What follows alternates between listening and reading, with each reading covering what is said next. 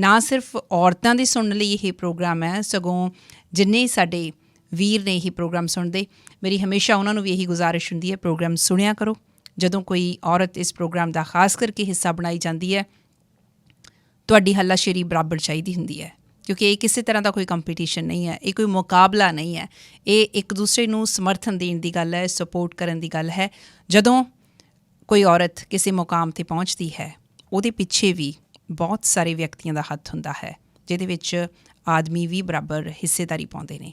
ਅਕਸਰ ਇਹ ਗੱਲ ਤਾਂ ਕਹੀ ਜਾਂਦੀ ਹੈ ਕਿ ਹਰ ਇੱਕ ਆਦਮੀ ਦੀ ਕਾਮਯਾਬੀ ਦੇ ਪਿੱਛੇ ਇੱਕ ਔਰਤ ਹੁੰਦੀ ਹੈ, ਪਰ ਔਰਤ ਦੀ ਕਾਮਯਾਬੀ ਦੇ ਪਿੱਛੇ ਵੀ ਪੂਰੀ ਸੁਸਾਇਟੀ ਹੁੰਦੀ ਹੈ, ਉਸ ਦਾ ਪੂਰਾ ਪਰਿਵਾਰ ਹੁੰਦਾ ਹੈ। ਅਤੇ ਅੱਜ ਸਾਡੇ ਪਰਿਵਾਰ ਦਾ ਮੈਂਬਰ ਬਣੇ ਨੇ, ਮੈਂ ਆਪਣੇ ਨਾਲ ਸ਼ਾਮਿਲ ਕਰਨ ਜਾ ਰਹੀ ਹਾਂ ਬਹੁਤ ਹੀ ਪਿਆਰੀ ਸ਼ਖਸੀਅਤ। ਅੱਜ ਮੈਂ ਇਹਨਾਂ ਨੂੰ ਜੀ ਆਇਆਂ ਨੂੰ ਕਹਿਣਾ ਚਾਹੁੰਦੀ ਹਾਂ, ਕਿਉਂਕਿ ਇਹ ਸਾਡੇ ਅੱਜ ਦੇ ਵੰਡਰਫੁਲ ਵੂਮਨ ਨੇ, ਬਲਜਿੰਦਰ ਕੌਰ ਨਾਰੰਗ ਜੀ। ਬਲਜਿੰਦਰ ਜੀ, ਜੀ ਆਇਆਂ ਨੂੰ ਸਵਾਗਤ ਹੈ। ਬਹੁਤ ਬਹੁਤ ਧੰਨਵਾਦ Navjoti, it's a pleasure to be here. Baljinder ਹੁਣਾਂ ਬਾਰੇ ਮੈਂ ਥੋੜ੍ਹਾ ਜਿਹਾ ਸਾਡੇ ਸੁਣਨ ਵਾਲਿਆਂ ਨੂੰ ਦੱਸਣਾ ਚਾਹੁੰਦੀ ਹਾਂ ਕਿ ਇਹਨਾਂ ਦਾ ਲੰਬਾ ਤਜਰਬਾ ਹੈ। ਪਿਛਲੇ ਕਾਫੀ ਸਾਲਾਂ ਤੋਂ, ਤਕਰੀਬਨ 25 ਸਾਲ ਤੋਂ ਵੱਧ ਸਮਾਂ ਹੋ ਗਿਆ ਇਹਨਾਂ ਨੂੰ ਸਾਡੀ ਕਮਿਊਨਿਟੀ ਦੇ ਵਿੱਚ ਕੰਮ ਕਰਦਿਆਂ ਨੂੰ। ਭਾਵੇਂ ਮੁੱਖ ਤੌਰ 'ਤੇ ਇਹਨਾਂ ਨੇ ਬਰਨਬੀ ਦੇ ਵਿੱਚ ਕੰਮ ਕੀਤਾ ਹੈ। ਬਰਨਬੀ ਸਕੂਲ ਬੋਰਡ ਦੇ ਇਹ ਮੈਂਬਰ ਰਹੇ ਨੇ। ਇਹਨਾਂ ਨੇ ਵੱਖ-ਵੱਖ ਪੋਜੀਸ਼ਨਸ 'ਤੇ ਕੰਮ ਕੀਤਾ ਹੈ। ਇਸ ਤੋਂ ਇਲਾਵਾ ਕਮਿਊਨਿਟੀ ਦੇ ਵਿੱਚ ਹੋਰ ਬਹੁਤ ਸਾਰੀਆਂ ਆਰਗੇਨਾਈਜੇਸ਼ਨਸ ਨੇ ਜਿਨ੍ਹਾਂ ਦੇ ਇਹ ਬੋਰਡ ਮੈਂਬਰ ਦੇ ਤੌਰ 'ਤੇ ਵੱਖ-ਵੱਖ ਪੋਜੀਸ਼ਨਸ ਦੇ ਵਿੱਚ ਕੰਮ ਕਰਦੇ ਰਹੇ ਨੇ। ਇਹ ਅੱਜ ਕੱਲ੍ਹ ਬਰਨਬੀ ਹੈਲਥੀਅਰ ਕਮਿਊਨਿਟੀ ਪਾਰਟਨਰਸ਼ਿਪ ਦੇ ਵਿੱਚ ਵੀ ਕੰਮ ਕਰ ਰਹੇ ਨੇ। ਉਹ ਚੇਅਰਪਰਸਨ ਨੇ।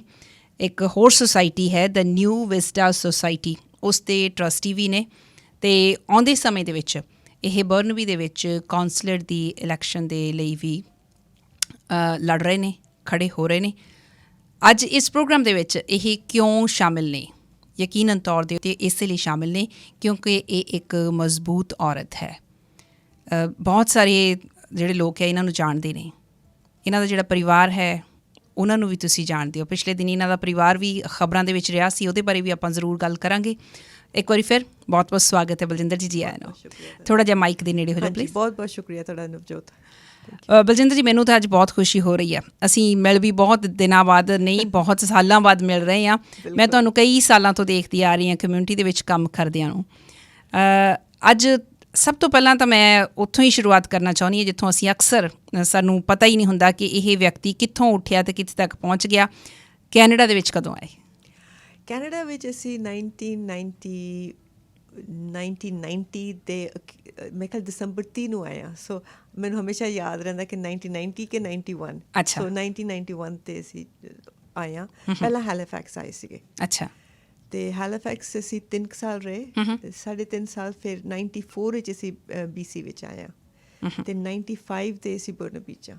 ਅੱਛਾ, 95 ਤੋਂ ਤੁਸੀਂ ਬਰਨਬੀ ਦੇ ਵਿੱਚ ਇੰਨੇ ਸਾਲਾਂ ਤੋਂ। ਹਾਂਜੀ। ਜਦੋਂ ਕੈਨੇਡਾ ਆਏ ਸੀ ਉਦੋਂ ਕਿੰਨੀ ਕੁ ਉਮਰ ਸੀ ਤੁਹਾਡੀ? Okay, that's a good question.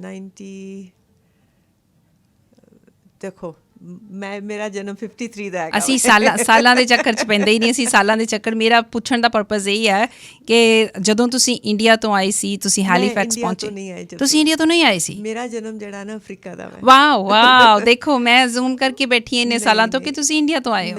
That's very interesting. ਮੇਰਾ ਜਨਮ ਯੂਗੈਂਡਾ ਦਾ, ਕੰਪਾਲਾ ਯੂਗੈਂਡਾ ਦਾ। ਹੋਰ ਦੱਸੋ ਸਾਨੂੰ। ਉਦੋਂ ਜਦੋਂ ਮੇਰਾ ਜਨਮ ਹੋਇਆ ਅਤੇ ਉਦੋਂ ਮੇਰੇ ਫਾਦਰ ਸਾਹਿਬ ਉੱਥੇ ਡਾਕਟਰ ਸੀਗੇ ਅਤੇ ਗਵਰਨਮੈਂਟ ਜੋਬ ਵਿੱਚ ਸੀਗੇ। ਸੋ ਸਾਨੂੰ ਕਾਫੀ ਘੁੰਮਣਾ ਪਿਆ, ਵੱਖਰੀਆਂ ਜਗ੍ਹਾ ਵਿੱਚ ਰਹੇ। ਅਤੇ ਇਵੈਂਚੁਅਲੀ ਅਫਰੀਕਾ ਦੇ ਵਿੱਚ? ਯੂਗੈਂਡਾ ਦੇ ਵਿੱਚ। ਮੇਰੇ ਨਾਨਕੇ ਜਿਹੜੇ ਉੱਥੇ ਕੰਪਾਲਾ ਸੀਗੇ, ਨੈਰੋਬੀ ਸੀਗੇ। ਅਤੇ ਮੇਰੇ ਜਿਹੜੇ ਫਾਦਰ ਸਾਹਿਬ ਅਤੇ ਮੇਰੀ ਮਦਰ ਯੂਗੈਂਡਾ ਆਏ। ਫਿਰ ਮੇਰੀ ਮਾਸੀਆਂ ਵੀ ਉੱਥੇ ਆ ਕੇ ਸੈਟਲ ਹੋਈਆਂ। ਅਤੇ ਫਿਰ ਅਸੀਂ ਮਸਾਕੇ ਸੀਗੇ, ਜਿਹੜਾ ਸ਼ਹਿਰ ਹੈਗਾ ਵਾ। ਜੇ ਕਈ ਸ਼ਾਇਦ ਥੋੜ੍ਹੇ ਸੁਣਨ ਵਾਲਿਆਂ ਨੂੰ ਮਸਾਕੇ ਦਾ ਪਤਾ ਵੀ ਹੋਵੇ। ਪਹਿਲਾਂ ਅਸੀਂ ਜਿੰਜਾ ਰਹੇ, ਮਸਾਕੇ ਰਹੇ। ਅਤੇ ਮਸਾਕੇ ਤੋਂ ਬਾਅਦ ਫਿਰ 1972 ਜਦੋਂ ਅਮੀਨ ਦਾ ਜਿਹੜਾ ਹੋਇਆ ਨਾ, ਉਹਨੇ ਜਦੋਂ ਕਿਹਾ ਸੀ ਏਸ਼ੀਅਨਸ ਨੂੰ ਕੱਢਿਆ ਉਹਨੇ, ਉਦੋਂ ਅਸੀਂ ਸਾਰੇ ਰਿਫਿਊਜੀ ਬਣ ਕੇ ਇੰਗਲੈਂਡ ਗਏ ਹਾਂ। ਅੱਛਾ, ਇੰਗਲੈਂਡ ਗਏ ਪਹਿਲਾਂ ਤੁਸੀਂ? ਇੰਗਲੈਂਡ ਗਏ, ਹਾਂ। ਸਾਡੀ ਫੈਮਿਲੀ ਉਦੋਂ ਗਈ। ਮੈਂ ਪਹਿਲਾਂ ਉੱਥੇ ਪੜ੍ਹਨ ਲਈ ਚਲੀ ਗਈ ਸੀ, ਪਰ ਫੈਮਿਲੀ ਸਾਰੀ ਉਦੋਂ ਡਿਸਲੋਕੇਟ ਹੋ ਕੇ ਐਜ਼ ਰੈਫਿਊਜੀਜ਼ ਅਸੀਂ। ਸੋ ਉਹ ਬਹੁਤ ਜ਼ਬਰਦਸਤ ਐਕਸਪੀਰੀਅੰਸ ਸੀਗਾ to live a life of a refugee. ਅਸੀਂ ਮੈਨੂੰ ਯਾਦ ਹੈ ਕਿ ਸਾਨੂੰ ਨਾ ਉਸ ਟਾਈਮ 'ਤੇ ਕਿਰਾਏ 'ਤੇ ਕਮਰੇ ਨਹੀਂ ਸੀ ਮਿਲਦੇ ਕਿਉਂਕਿ ਪਰਿਵਾਰ ਵੱਡਾ ਸੀ। ਦੇਖੋ ਮੇਰੇ 3 ਬ੍ਰਦਰ ਸੀਗੇ, ਮੇਰੀ ਮਾਸੀ ਸੀ, ਉਹਦੇ 3 ਬੱਚੇ ਸੀਗੇ, ਮੇਰੇ ਅੱਗੇ ਹੋਰ ਰਿਸ਼ਤੇਦਾਰ, ਸਿਰਫ ਇਕੱਠੇ ਜੋ ਆਏ ਸਾਰੇ। ਸੋ ਤੁਸੀਂ ਐਜ਼ ਰੈਫਿਊਜੀ ਪਹਿਲਾਂ ਤੁਸੀਂ ਇੰਗਲੈਂਡ ਪਹੁੰਚੇ? ਮੈਂ ਨਹੀਂ, ਪਰ ਮੇਰੀ ਫੈਮਿਲੀ ਸਾਰੀ। ਤੁਸੀਂ ਉੱਥੇ ਆਲਰੇਡੀ ਸੀਗੇ, ਫੈਮਿਲੀ ਨੇ? ਮਾਸੀ ਉੱਥੇ ਇੱਕ ਕਮਰੇ ਅਸੀਂ 2 ਕਮਰੇ 'ਚ ਇਸ ਤਰ੍ਹਾਂ ਹੀ ਘਰਾਂ 'ਚ ਰੈਂਟ ਕੀਤੇ ਹੋਏ ਸੀਗੇ। ਸੋ ਉਦੋਂ ਅਸੀਂ ਜਦੋਂ ਲੱਭਣਾ ਸ਼ੁਰੂ ਕੀਤਾ ਕਿ ਵੀ ਅਸੀਂ ਪਰਿਵਾਰ ਆ ਰਿਹਾ ਵੈ ਕੈਂਪ ਵਿੱਚੋਂ ਜਾਣ ਦੀ ਜਗ੍ਹਾ, ਜੇ ਅਸੀਂ ਉਹਨਾਂ ਨੂੰ ਘਰਾਂ 'ਚ ਲਿਆ ਰਹੇ। ਸੋ ਮੈਨੂੰ ਪਤਾ ਹੈ ਕਿ ਇੱਕ ਸਟਰੀਟ 'ਤੇ ਉਹ ਸੀਗੀ ਪੀਕੌਕ ਸਟਰੀਟ ਸੀਗੀ। ਅੱਛਾ। ਅਤੇ ਉੱਥੇ ਸਾਰੇ ਉਹਨੂੰ ਮੋਰਾਂ ਵਾਲੀ ਗਲੀ ਕਹਿੰਦੇ ਸੀਗੇ। ਅੱਛਾ, ਮੋਰਾਂ ਵਾਲੀ ਗਲੀ ਸੀ। ਮੋਰਾਂ ਵਾਲੀ ਗਲੀ। ਅਤੇ ਉੱਥੇ ਫਿਰ ਜਾ ਕੇ ਸਾਨੂੰ ਪਹਿਲਾਂ ਅਸੀਂ ਵੱਖਰੇ ਵੱਖਰੇ ਕਮਰਿਆਂ 'ਚ ਰਹੇ। ਇੱਕ ਸਟਰੀਟ 'ਤੇ 3 ਇੱਕ ਜਗ੍ਹਾ 'ਤੇ 2 ਬੰਦੇ, 3 ਸਾਰਾ ਖੇਰੂ ਹੋਏ ਸੀ। ਫਿਰ ਜਦੋਂ ਅਸੀਂ ਮੋਰਾਂ ਵਾਲੀ ਗਲੀ 'ਤੇ ਪਹੁੰਚੇ, ਉਦੋਂ ਸਾਨੂੰ ਕਿਸੇ ਨੇ ਨਾ ਬੜੇ ਗੁਰਸਿੱਖ ਪਰਿਵਾਰ ਨੇ ਸਾਨੂੰ ਆਈ ਗੈਸ ਉਹਨਾਂ ਨੇ ਸਹਾਰਾ ਦਿੱਤਾ। ਉਹਨਾਂ ਨੇ ਸਾਨੂੰ ਕਿਹਾ ਤੂੰ ਸਾਰਾ ਘਰ ਰੱਖ ਲਓ ਕਿਰਾਏ 'ਤੇ। ਅਸੀਂ ਸਾਰਾ ਘਰ ਲਿਆ। ਉਦੋਂ ਫਿਰ ਅਸੀਂ ਪਤਾ ਨਹੀਂ ਕਿੰਨੇ ਮਹੀਨਿਆਂ ਬਾਅਦ ਅਸੀਂ ਇਕੱਠੇ ਐਜ਼ ਅ ਪਰਿਵਾਰ ਰਹੇ ਇਕੱਠੇ, ਅਤੇ ਖਾਣਾ ਪੀਣਾ ਵੀ ਇਕੱਠਾ, ਕਿਉਂਕਿ ਉਦੋਂ ਖਾਣ ਪੀਣ ਦਾ ਵੀ ਇਕੱਠਾ ਨਹੀਂ ਸੀ ਕਰ ਸਕਦੇ, ਕਿਉਂਕਿ ਹਰ ਕੋਈ ਸੋਚਦਾ ਸੀਗਾ ਵੀ ਜੇ ਤੁਸੀਂ ਪਰਿਵਾਰ ਦਾ ਖਾਣਾ ਇੱਥੇ ਬਣਾਇਆ ਸਾਡੀ ਗੈਸ ਜਾਏਗੀ, ਸਾਡੀ ਇਲੈਕਟ੍ਰਿਸਿਟੀ। ਉਦੋਂ ਹਾਲਾਤ ਕਾਫੀ ਟਾਈਟ ਸੀਗੇ ਸਾਰਿਆਂ ਲਈ। ਸੋ ਸਾਨੂੰ ਫਿਰ ਉੱਥੇ ਅਸੀਂ ਮਿਲੇ। ਫਿਰ ਮੇਰੇ ਫਾਦਰ ਸਾਹਿਬ ਨੂੰ ਜੋਬ ਮਿਲ ਗਈ, ਅਤੇ ਉਸ ਤੋਂ ਬਾਅਦ ਫਿਰ ਲਾਈਫ ਸ਼ੁਰੂ ਹੋ ਗਈ। ਬੱਚੇ ਪੜ੍ਹੇ, ਮੇਰੇ ਬ੍ਰਦਰਸ ਪੜ੍ਹਨੇ ਸ਼ੁਰੂ ਕੀਤੇ, ਕਈ ਫਿਰ USA 'ਚ ਆ ਗਏ। ਸੋ ਉਸ ਤੋਂ ਬਾਅਦ ਪਰ ਉਹ ਟਾਈਮ ਜਿਹੜਾ ਸੀ ਨਾ ਔਖਾ ਸੀਗਾ, ਬਹੁਤ ਔਖਾ ਸੀ, ਕਿਉਂਕਿ ਅਸੀਂ ਆਏ ਤਾਂ ਰੈਫਿਊਜੀ ਸੀਗੇ, ਉਹੀ 50 ਪਾਉਂਡ ਲੈ ਕੇ ਆਏ ਸੀਗੇ। ਅਤੇ ਸ਼ੁਰੂ ਤੋਂ ਸਾਰਾ ਸ਼ੁਰੂ ਕੀਤਾ। ਔਰ ਮੇਰੇ ਫਾਦਰ ਲਈ ਇਹ ਦੂਜੀ ਗੱਲ ਸੀ, ਕਿਉਂਕਿ ਇਹ ਪਹਿਲਾਂ ਲਾਹੌਰ ਤੋਂ ਅੰਮ੍ਰਿਤਸਰ ਵੀ ਰੈਫਿਊਜੀ ਬਣ ਕੇ ਆਏ ਸੀ 47 ਵਿੱਚ। ਸੋ ਦੋਨਾਂ ਵਾਸਤੇ 2 ਵਾਰੀ ਉਹਨਾਂ ਨੇ ਇਹ ਮਾਹੌਲ ਦੇਖਿਆ ਆਪਣਾ। ਵਾਕਈ। ਮੈਨੂੰ ਇਹ ਦੱਸੋ ਕਿ ਤੁਹਾਡਾ ਇਹ ਇੰਪਰੈਸ਼ਨ ਕਿਉਂ ਪੈਂਦਾ, ਜਾਂ ਮੈਂ ਵੀ ਇੰਨੇ ਸਾਲਾਂ ਦਾ ਇੰਪਰੈਸ਼ਨ ਲਿਆ ਹੋਇਆ, ਕਈ ਸਾਲਾਂ ਤੋਂ ਇਹ ਇੰਪਰੈਸ਼ਨ 'ਚ ਸੀ ਮੈਂ ਕਿ ਤੁਸੀਂ ਸ਼ਾਇਦ ਇੰਡੀਆ ਤੋਂ ਆ, ਕਈ ਹੋਰ ਲੋਕਾਂ ਨੂੰ ਵੀ ਭੁਲੇਖਾ ਪੈਂਦਾ? ਜ਼ਰੂਰ ਪੈਂਦਾ ਹੋਏਗਾ। ਮੇਰੇ ਹਸਬੈਂਡ ਹਨ ਪੰਜਾਬ ਦੇ। ਜਿੰਨਾ ਮੈਂ ਘੁੰਮੀ ਆ, ਉਹ ਉਦੋਂ ਸਾਰੀ ਉਮਰ ਉਹ ਵਿਆਹ ਤੋਂ ਪਹਿਲਾਂ ਇੱਕ ਜਗ੍ਹਾ 'ਤੇ ਰਹੇ ਨੇ। ਵਿਆਹ ਤੋਂ ਬਾਅਦ ਉਹ ਕਹਿੰਦੇ ਤੇਰੇ ਕਰਕੇ ਮੈਨੂੰ ਵੀ ਪੈਰਾਂ ਚੱਕਰ ਪਾ ਤਾ ਤੂੰ ਮੈਨੂੰ। ਕਿਉਂਕਿ ਅਸੀਂ ਫਿਰ ਜਦੋਂ ਇੰਗਲੈਂਡ ਆਏ ਵਿਆਹ ਤੋਂ ਬਾਅਦ, ਅਤੇ ਇੰਗਲੈਂਡ ਤੋਂ ਬਾਅਦ ਇਹਨਾਂ ਫਿਰ ਜ਼ੈਂਬੀਆ ਚਲੇ ਗਏ। ਫਿਰ ਅਸੀਂ ਜ਼ੈਂਬੀਆ ਗਏ। ਜ਼ੈਂਬੀਆ ਤੋਂ ਬਾਅਦ ਫਿਰ ਇਹਨਾਂ ਨੇ ਜਾ ਕੇ ਫਿਰ ਕੈਨੇਡਾ ਦਾ ਇਹਨਾਂ ਦਾ ਚੱਕਰ ਸੀਗਾ, ਮੇਰਾ ਨਹੀਂ ਸੀਗਾ। ਇਹਨਾਂ ਨੇ ਕਿਹਾ ਕਿ ਮੈਨੂੰ ਅੱਛੀ ਜੋਬ ਆਫਰ ਆਈ ਹੈ ਇੱਥੇ ਹੈਲੀਫੈਕਸ ਵਿੱਚ, ਅਤੇ ਵੀ ਸ਼ੁੱਡ ਗੋ, ਬੱਚਿਆਂ ਲਈ ਓਪਰਚੁਨਿਟੀਜ਼ ਉੱਥੇ ਹੋਣਗੀਆਂ। ਮੈਂ ਕਿਹਾ ਚਲੋ ਠੀਕ ਹੈ। ਮੇਰੇ ਵਾਸਤੇ ਮੂਵ ਕਰਨਾ ਵਾਜ਼ ਰਿਲੇਟਿਵਲੀ ਈਜ਼ੀ, ਕਿਉਂਕਿ ਯੂਜ਼ਡ ਟੂ ਹੋਈ ਸੀਗੀ ਵੀ ਇੱਥੇ ਨਹੀਂ ਤਾਂ ਉੱਥੇ। ਫਿਰ ਹੈਲੀਫੈਕਸ ਤੋਂ ਜਦੋਂ ਪੂਰੇ ਸਾਰੇ ਐਗਜ਼ਾਮਸ ਵਗੈਰਾ ਖਤਮ ਹੋ ਗਏ, ਫਿਰ ਇਹ ਕਹਿੰਦੇ ਕਿ ਕਿੱਥੇ ਜਾਣਾ। ਉਦੋਂ ਤੱਕ ਮੈਂ ਤੁਹਾਨੂੰ ਦੱਸਾਂ, ਜਦੋਂ ਮੈਂ ਸਨੋ ਤੋਂ ਕਾਫੀ ਦੁਖੀ ਹੋ ਗਈ ਸੀਗੀ। ਅੱਛਾ। ਕਿਉਂਕਿ ਹੈਲੀਫੈਕਸ ਕਾਫੀ ਪੈਂਦੀ ਸੀ। ਫਿਰ ਅਸੀਂ ਟੋਰਾਂਟੋ ਵੱਲ ਨਹੀਂ ਦੇਖਿਆ, ਫਿਰ ਸਿੱਧਾ BC ਵੱਲ ਦੇਖਿਆ ਕਿ ਜਾਣਾ। ਕਿੰਨੇ ਸਾਲ ਰਹੇ ਤੁਸੀਂ ਉੱਥੇ? 3.5 ਸਾਲ। 3.5 ਸਾਲ। ਓਕੇ। ਅਤੇ ਪੜ੍ਹਾਈ ਕਿੱਥੇ ਹੋਈ ਤੁਹਾਡੀ? ਮੈਨੂੰ 1966 ਵਿੱਚ ਮੈਂ ਇੱਥੇ ਦੇਹਰਾਦੂਨ ਚਲੀ ਗਈ ਸੀਗੀ ਬੋਰਡਿੰਗ ਸਕੂਲ ਵਿੱਚ। ਅੱਛਾ। ਵੈਲਮ ਗਰਲਸ ਹਾਈ ਸਕੂਲ ਵਿੱਚ ਨਾ ਵਾਜ਼ ਅ ਬੋਰਡਰ ਦੇਅਰ ਫॉर 5 years। ਉੱਥੋਂ ਹਾਈ ਸਕੂਲ ਮੈਂ ਉੱਥੋਂ ਕੰਪਲੀਟ ਕੀਤਾ। ਉਸ ਤੋਂ ਬਾਅਦ ਮੈਂ ਆਈ ਹਾਂ ਇੱਥੇ ਅਸੀਂ ਇੰਗਲੈਂਡ। ਫਿਰ ਮੈਂ ਆਈ, ਉੱਥੇ ਮੈਂ A levels ਕੀਤੇ। ਉਸ ਤੋਂ ਬਾਅਦ ਫਿਰ ਮੈਂ ਆਕੂਪੇਸ਼ਨਲ ਥੈਰੇਪੀ ਦੀ ਟ੍ਰੇਨਿੰਗ ਲਈ। ਓਕੇ। ਉਸ ਤੋਂ ਬਾਅਦ ਮੈਂ ਫਿਰ ਐਲਕੋਹਲ ਕਾਉਂਸਲਿੰਗ ਦੀ ਵੀ ਟ੍ਰੇਨਿੰਗ ਲਈ ਇੱਥੇ ਯੂਨੀਵਰਸਿਟੀ ਆਫ ਕੈਂਟ 'ਚ। ਉਸ ਤੋਂ ਬਾਅਦ ਅਸੀਂ ਫਿਰ ਜਦੋਂ ਹੈਲੀਫੈਕਸ ਆਏ, ਉੱਥੇ ਫਿਰ ਮੈਂ ਮਾਸਟਰਸ ਕੀਤੀ ਆਪਣੀ ਹੈਲਥ ਐਜੂਕੇਸ਼ਨ ਦੀ। ਸੋ ਉਹਦੇ ਵਿੱਚ ਇਨ ਬਿਟਵੀਨ ਅਸੀਂ ਆ ਕੇ ਮੇਰੇ ਜਿਹੜੀ ਮਾਸਟਰਸ ਨੂੰ ਕਾਫੀ ਟਾਈਮ ਲੱਗ ਗਿਆ, ਕਿਉਂਕਿ ਅਸੀਂ ਹੈਲੀਫੈਕਸ ਸ਼ੁਰੂ ਕੀਤੀ ਸੀ, ਫਿਰ ਮੈਂ ਇੱਥੇ ਆ ਕੇ ਖ਼ਤਮ ਕੀਤੀ ਉਹਨੂੰ। ਪਰ ਵਿੱਚੋਂ ਫੈਮਿਲੀ ਨੂੰ ਸੈਟਲ ਕਰਦਿਆਂ ਟਾਈਮ ਲੱਗਾ। ਮੇਰਾ ਆਪਣਾ ਫਿਰ ਨਾ ਮੈਂ I kept it at the back ਕਿ ਮੇਰੀ ਜਦੋਂ ਹੋਏਗੀ ਸੋ ਹੋਏਗੀ। ਅਤੇ ਉਸ ਤੋਂ ਬਾਅਦ ਫਿਰ ਮੈਂ ਐਜ਼ ਐਨ ਆਕੂਪੇਸ਼ਨਲ ਥੈਰੇਪਿਸਟ ਵੀ ਕੰਮ ਕੀਤਾ ਥੋੜ੍ਹੇ ਸਾਲ। ਅਤੇ ਉਸ ਤੋਂ ਬਾਅਦ ਪਰ ਇਨ ਦ ਮੀਨ ਟਾਈਮ ਪੈਰਲਲ ਚੱਲ ਰਿਹਾ ਸੀ, ਕਿਉਂਕਿ ਬੱਚਿਆਂ ਦੀ ਐਜੂਕੇਸ਼ਨ ਵਿੱਚ ਮੈਂ ਇਨਵੋਲਵ ਸੀਗੀ। ਸਕੂਲ ਸਿਸਟਮ ਵਿੱਚ ਬਹੁਤ ਇਨਵੋਲਵ ਹੋ ਗਈ। ਵੋਲੰਟੀਅਰਿੰਗ ਕਾਫੀ ਸ਼ੁਰੂ ਕਰਤੀ ਜਦੋਂ ਦੀ ਬਰਨਬੀ 'ਚ ਆਈ ਹਾਂ। I've been volunteering whether in schools, PACs and DPAC, ਜਿਹੜਾ ਡਿਸਟ੍ਰਿਕਟ ਪੇਰੈਂਟ ਆਰਗੇਨਾਈਜੇਸ਼ਨਸ ਹੁੰਦੀ ਹੈ। ਉਸ ਤੋਂ ਬਾਅਦ ਫਿਰ ਮੈਨੂੰ ਮਿਸਟਰ ਅਟਲ ਹੁੰਦੇ ਸੀ ਸਾਡੇ ਫਿਜ਼ਿਕਸ ਟੀਚਰ। ਅੱਛਾ। ਅਤੇ ਮੇਰੀ ਬੇਟੀ ਦੇ ਫਿਜ਼ਿਕਸ ਟੀਚਰ ਸੀਗੇ ਤੇ ਉਹਨਾਂ ਨੇ ਮੈਨੂੰ ਫਿਰ ਇੱਕ ਵਾਰੀ ਬੁਲਾਇਆ ਤੇ ਮੈਨੂੰ ਇਹੋ ਸ਼ੱਕ ਪਿਆ। ਮੈਂ ਕਿਹਾ ਵੀ ਹੁਣ ਬੇਟੀ, ਮੈਂ ਕਿਹਾ ਬੇਟੇ ਕੀ ਕੀਤਾ ਤੁਸੀਂ? ਅੱਛਾ। ਕਹਿੰਦੇ ਮੈਂ ਕੁਛ ਨਹੀਂ ਕੀਤਾ ਹੈਗਾ, ਪਰ ਮਿਸਟਰ ਟਾਲ ਤੇਰੇ ਨਾਲ ਗੱਲ ਜ਼ਰੂਰ ਕਰਨਾ ਚਾਹੁੰਦੇ ਨੇ। ਮੈਂ ਕਿਹਾ ਚਲੋ ਦੇਖਦੇ ਹਾਂ, ਵੀ ਹੁੰਦਾ ਹੈ ਕਿ ਵੀ ਸ਼ਾਇਦ ਸ਼ਿਕਾਇਤ ਆ ਰਹੀ ਹੈ ਕੋਈ। ਅੱਛਾ। ਤੇ ਉਹ ਮੈਨੂੰ ਕਹਿ ਰਹੇ ਕਿ ਮਿਸਿਸ ਨਾਰੰਗ ਤੁਸੀਂ ਸੋਚਿਆ ਵਾ ਇਸ ਤਰ੍ਹਾਂ ਕਰਨ ਦਾ? ਹਾਂ। ਮੈਂ ਕਿਹਾ ਨਹੀਂ, ਮੈਂ ਕਦੇ ਸੋਚਿਆ ਨਹੀਂ ਕਿ ਮੈਂ ਟਰਸਟੀ ਦਾ ਕਰਨਾ ਹੈ। ਅੱਛਾ। ਤੇ ਫਿਰ ਉਦੋਂ ਕਦੇ ਸੋਚਿਆ ਨਹੀਂ ਸੀ ਇਸ ਪਿੱਛੇ। ਆਈ ਟੁਕ ਅ ਲੌਂਗ ਟਾਈਮ। ਤੇ ਉਹ ਫਿਰ ਕਹਿੰਦੇ ਮੈਨੂੰ ਇੱਕ ਵਾਰੀ ਕਹਿੰਦੇ ਨੇ, ਮੈਨੂੰ ਉਮੀਦ ਸੀ ਕਿ ਮੈਂ ਤੁਹਾਨੂੰ ਦੇਖਾਂਗਾ ਬਣਦਿਆਂ। ਅੱਛਾ। ਪਰ ਜਦੋਂ ਮੈਂ ਬਣੀ ਆ ਉਸੇ ਸਾਲ ਥੋੜ੍ਹੇ ਮਹੀਨੇ ਪਹਿਲਾਂ ਉਹ ਪੂਰੇ ਹੋ ਗਏ। ਸੋ ਆਈ ਫੈਲਟ ਰੀਲੀ ਬੈਡ ਕਿ ਪਰ ਪ੍ਰੇਰਨਾ ਉਹਨਾਂ ਨੇ ਦਿੱਤੀ ਸੀ ਮੈਨੂੰ ਹਮੇਸ਼ਾ ਕਿ ਵੀ ਤੂੰ ਇਹ ਕਰ। ਸਕੂਲ ਟਰਸਟੀ ਦੀ ਜਿਹੜੀ ਇਲੈਕਸ਼ਨ ਤੁਸੀਂ ਲੜੀ ਹੈ, ਯੂ ਕੈਨ ਮੇਰੇ ਖਿਆਲ 3 ਵਾਰੀ ਤੁਸੀਂ ਰਹੇ ਹੋ ਸਕੂਲ ਟਰਸਟੀ। ਹਾਂਜੀ ਹਾਂਜੀ। So it was a privilege, it really a privilege ਕਿ ਬੱਚਿਆਂ ਨੂੰ ਔਰ ਬੱਚਿਆਂ ਦੀ ਫੈਮਿਲੀਜ਼ ਨੂੰ ਇਸ ਤਰ੍ਹਾਂ ਸਰਵ ਕਰ ਸਕੋ ਤੁਸੀਂ। ਬਲਜਿੰਦਰ ਜੀ, 2-3 ਥਾਵਾਂ 'ਤੇ ਤੁਸੀਂ ਜਾ ਕੇ ਅਲਟੀਮੇਟਲੀ ਫਿਰ ਇੱਥੇ ਸੈਟਲ ਹੋ ਗਏ। ਬੱਚੇ ਵੀ ਸੀ ਉਸ ਟਾਈਮ ਨਾਲ? ਹਾਂ, ਬੱਚੇ ਸਾਰੇ ਇੰਗਲੈਂਡ, ਉਹਨਾਂ ਦਾ ਜਨਮ ਸਾਰਿਆਂ ਦਾ ਇੰਗਲੈਂਡ ਹੋਇਆ ਸੀਗਾ। ਹਾਂ, ਸੋ ਛੋਟੇ ਸੀ ਬੱਚੇ। ਛੋਟੇ ਸੀ। ਦੈਟਸ ਟੂ ਚੈਲੰਜਿੰਗ ਜਦੋਂ ਤੁਸੀਂ ਛੋਟੇ ਬੱਚੇ ਲੈ ਕੇ ਆਉਣੇ, ਹੈ ਨਾ? 2 ਸਾਲਾਂ ਦਾ ਸੀਗਾ ਛੋਟਾ ਸਭ ਤੋਂ, ਜਦੋਂ ਮੈਂ ਮਾਸਟਰਸ ਸ਼ੁਰੂ ਕੀਤੀ ਆਪਣੀ। ਮਨ ਦੇ ਵਿੱਚ ਗੋਲ ਕੀ ਸੀਗਾ ਕਦੇ ਛੋਟੇ ਹੁੰਦਿਆਂ ਤੋਂ ਲੈ ਕੇ, ਜਾਂ ਤੁਹਾਡਾ ਕਾਲਜ ਯੂਨੀਵਰਸਿਟੀ ਲਾਈਫ ਦੇ ਵਿੱਚ ਤੁਸੀਂ ਸੋਚਦੇ ਸੀ ਕਿ ਵੀ ਆਹ ਕਰਨਾ ਜਾਂ ਮੈਂ ਉਹ ਕਰਨਾ? ਕੋਈ ਵਿਜ਼ਨ ਹੁੰਦਾ ਸੀ ਤੁਹਾਡੇ? ਵਿਜ਼ਨ ਇਹੀ ਸੀਗੀ ਕਿ ਵੀ ਕਿਸੇ ਤਰ੍ਹਾਂ ਨਾ ਜੇ ਪਰਮਾਤਮਾ ਦੇ ਹਾਲਾਤ ਅੱਛੇ ਦਿੱਤੇ ਵੀ ਫਿਰ ਮੈਂ ਕੌਮ ਦੀ ਸੇਵਾ ਕਰਾਂਗੀ। ਦੈਟ ਵਾਜ਼ ਆਲਵੇਜ਼ ਮਨ ਵਿੱਚ ਸੀਗਾ। ਕਦੇ ਮੈਂ ਕਿਸੇ ਇਹੋ ਜਿਹੀ ਗੱਲ ਕੀਤੀ ਨਹੀਂ ਸੀ ਕਿਸੇ ਨਾਲ। ਪਹਿਲੀ ਵਾਰੀ ਤੁਹਾਨੂੰ ਇਹ ਕਰ ਰਹੀ ਹਾਂ, ਔਰ ਜੇ ਮੇਰੀ ਫੈਮਿਲੀ ਸੁਣ ਰਹੀ ਹੈ ਉਹਨਾਂ ਨੂੰ ਵੀ ਸ਼ਾਇਦ ਹੈਰਾਨ ਹੋਏ। But I always head this feeling ਕਿ ਵੀ ਨਾ ਵੀ ਕਿਸ ਤਰ੍ਹਾਂ ਤੁਸੀਂ ਆਪਣਾ ਸੁੱਖ ਤਾਂ ਹੈ, ਪਰ ਆਪਣੇ ਸੁੱਖ ਵਿੱਚੋਂ ਹੋਰਾਂ ਨੂੰ ਵੀ ਕੁਝ ਥੋੜ੍ਹਾ ਜਿਹਾ ਹਿੱਸਾ ਬਣਾ ਸਕੋ। ਔਰ ਉਸ ਪ੍ਰੇਰਨਾ ਨੇ ਕਾਫੀ ਵੱਖਰੇ ਤਰੀਕਿਆਂ 'ਚ ਪੇਸ਼ ਆਈ ਹੈ। But I am always grateful ਕਿ ਮੈਨੂੰ ਹਮੇਸ਼ਾ ਸ਼ੁਕਰ ਹੈ ਕਿ ਵੀ ਮੈਨੂੰ ਇਹ ਮੌਕਾ ਮਿਲਿਆ ਸੇਵਾ ਕਰਨ ਦਾ। ਕਿਹੋ ਜਿਹੀ ਫੀਲਿੰਗ ਹੁੰਦੀ ਹੈ ਜਦੋਂ ਤੁਸੀਂ ਸੇਵਾ ਦੀ ਗੱਲ ਕਰਦੇ ਹੋ? ਕਿਉਂਕਿ 25 ਸਾਲ ਤੋਂ ਵੱਧ ਸਮੇਂ ਦੇ ਲਈ ਤੁਸੀਂ ਵੋਲੰਟੀਅਰ ਕਰਦੇ ਰਹਿਣਾ, ਉਹ ਵੀ ਵੱਖ-ਵੱਖ ਪੋਜੀਸ਼ਨਸ ਦੇ ਵਿੱਚ। ਤੁਸੀਂ ਕਿੱਦਾਂ ਤੁਸੀਂ ਡਿਸਕਰਾਈਬ ਕਰੋਗੇ? How was that feeling? Feeling ਇਸ ਤਰ੍ਹਾਂ ਕਿ ਜੇ ਕਦੇ ਤੁਸੀਂ ਕਿਸੇ ਦਾ ਜੇ ਤੁਹਾਨੂੰ ਕੋਈ ਆ ਕੇ ਕਹੇ ਨਾ ਕਿ ਵੀ ਇਹ ਮੈਨੂੰ ਇਹਦੀ ਹੈਲਪ ਚਾਹੀਦੀ ਹੈ ਔਰ ਤੁਸੀਂ ਕਰ ਦਿਓ, ਔਰ ਉਹਨਾਂ ਦੇ ਬਿਨਾਂ ਕਹੇ ਤੇ ਜੋ ਤੁਸੀਂ ਮਹਿਸੂਸ ਕਰਦੇ ਹੋ ਉਹ ਕੋਈ ਡਿਸਕਰਾਈਬ ਨਹੀਂ ਕਰ ਸਕਦਾ। ਕਿਉਂਕਿ ਜੇ ਤੁਸੀਂ ਉਹਨੂੰ ਡਿਸਕਰਾਈਬ ਕਰੋ ਉਹਨੂੰ ਤੁਸੀਂ ਫਿਰ ਘਟਾ ਦਿੰਦੇ ਹੋ ਉਹ ਜਿਹੜੀ ਹੈਗੀ ਹੈ ਫੀਲਿੰਗ ਨੂੰ, ਜਾਂ ਉਹ ਜਿਹੜਾ ਮਨ ਦੀ ਸ਼ਾਂਤੀ ਨੂੰ, ਇਫ ਯੂ ਕਹੋ, ਜੇ ਉਹਨੂੰ ਕਹੋ, ਉਹ ਮਨ ਦੀ ਸ਼ਾਂਤੀ ਜਿਹੜੀ ਹੈ ਨਾ ਉਹ ਬੜੀ ਪਰਸਨਲ ਹੁੰਦੀ ਹੈ, ਔਰ ਉਹਦੇ ਤੋਂ ਤੁਹਾਨੂੰ ਪ੍ਰੇਰਨਾ ਮਿਲਦੀ ਹੈ ਤੁਸੀਂ ਕਰੀ ਚੱਲੋ।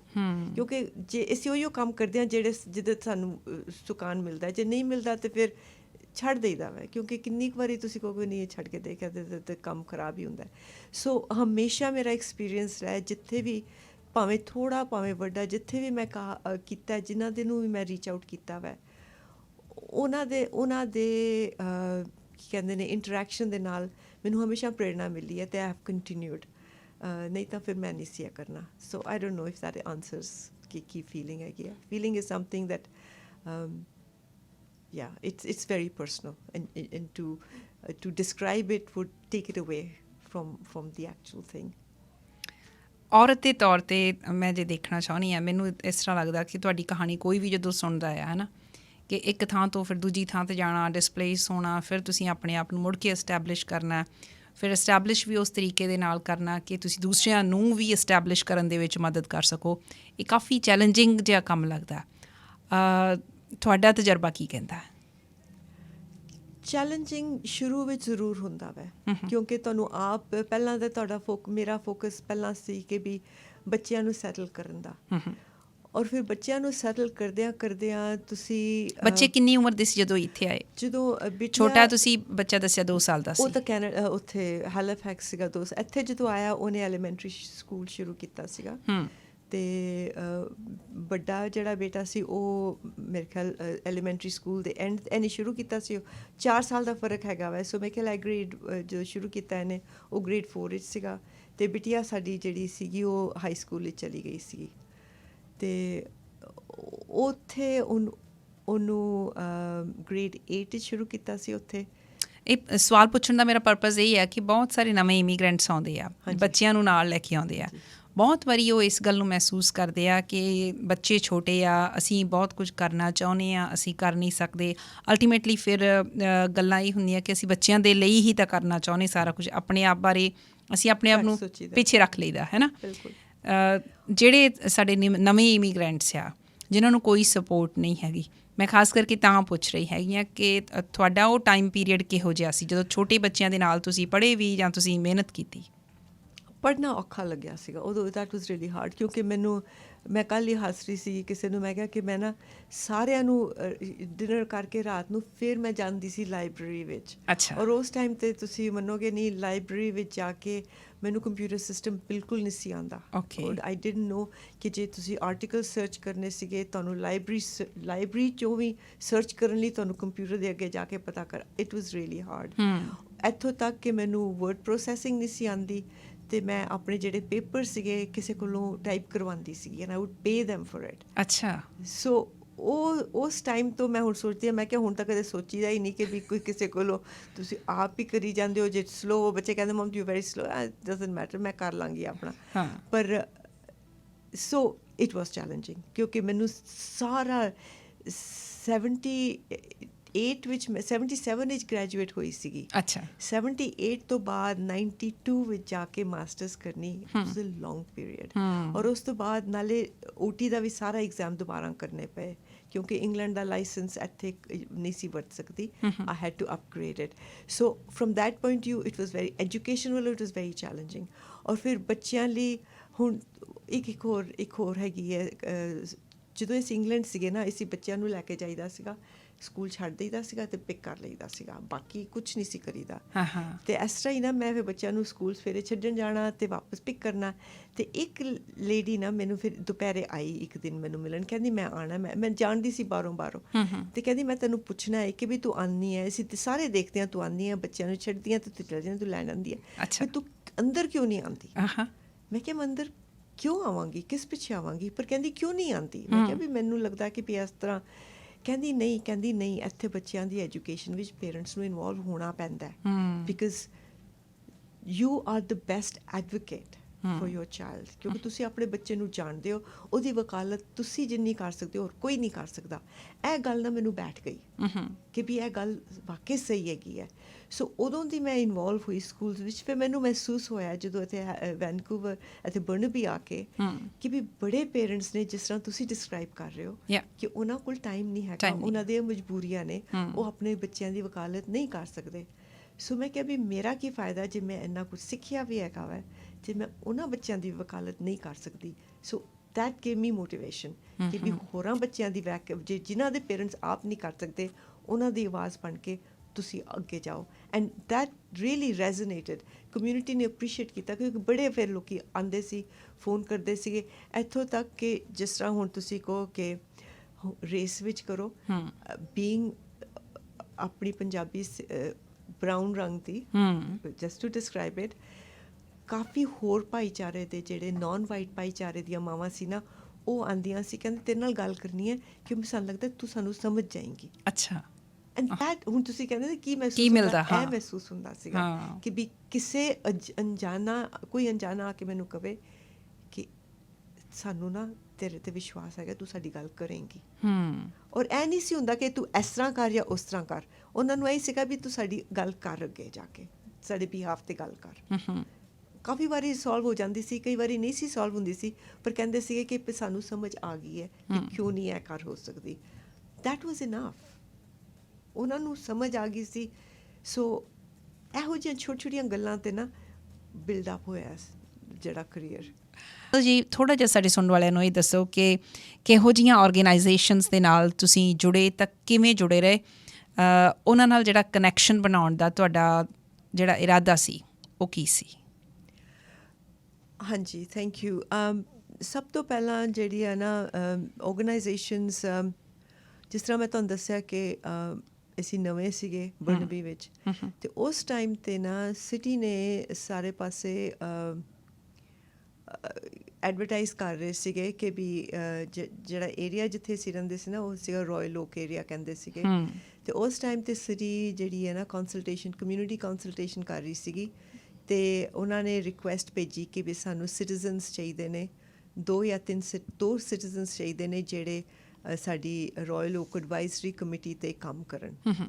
ਸੋ ਮੈਂ ਅਪਲਾਈ ਕਰਤਾ, ਮੈਂ ਕਿਹਾ ਦੇਖਦੇ ਹਾਂ ਕੀ ਹੁੰਦਾ ਵਾ। ਸੋ ਦੇ ਅਪੋਇੰਟਡ ਮੀ ਤੇ ਉਦੋਂ ਫਿਰ ਇਟ ਵਾਜ਼ ਨਾਈਸ ਕਿਉਂਕਿ ਨਵਾਂ ਨੇਬਰਹੁੱਡ ਸੀਗਾ, ਪਰ ਸਾਨੂੰ ਦੱਸ ਰਹੇ ਸੀਗੇ ਕਿ ਵੀ ਪੁੱਛ ਰਹੇ ਸੀਗੇ ਔਰ ਦੱਸ ਰਹੇ ਸੀਗੇ ਵੀ ਕਿਸ ਤਰ੍ਹਾਂ ਇਹਦੀ ਵਿਜ਼ਨ ਕੀ ਹੈਗੀ ਹੈ ਗੋਇੰਗ ਫੋਰਵਰਡ, ਕਿ ਵੀ ਅਸੀਂ ਇਹਦਾ ਪਲਾਨ ਬਣਾਉਣਾ, ਕਿਸ ਤਰ੍ਹਾਂ ਬਣਾਉਣਾ ਹੈ, ਵੀ ਇਹ ਕਿਹੋ ਜਿਹਾ ਨੇਬਰਹੁੱਡ ਨੂੰ ਅਸੀਂ ਡਿਵੈਲਪ ਕਰੀਏ।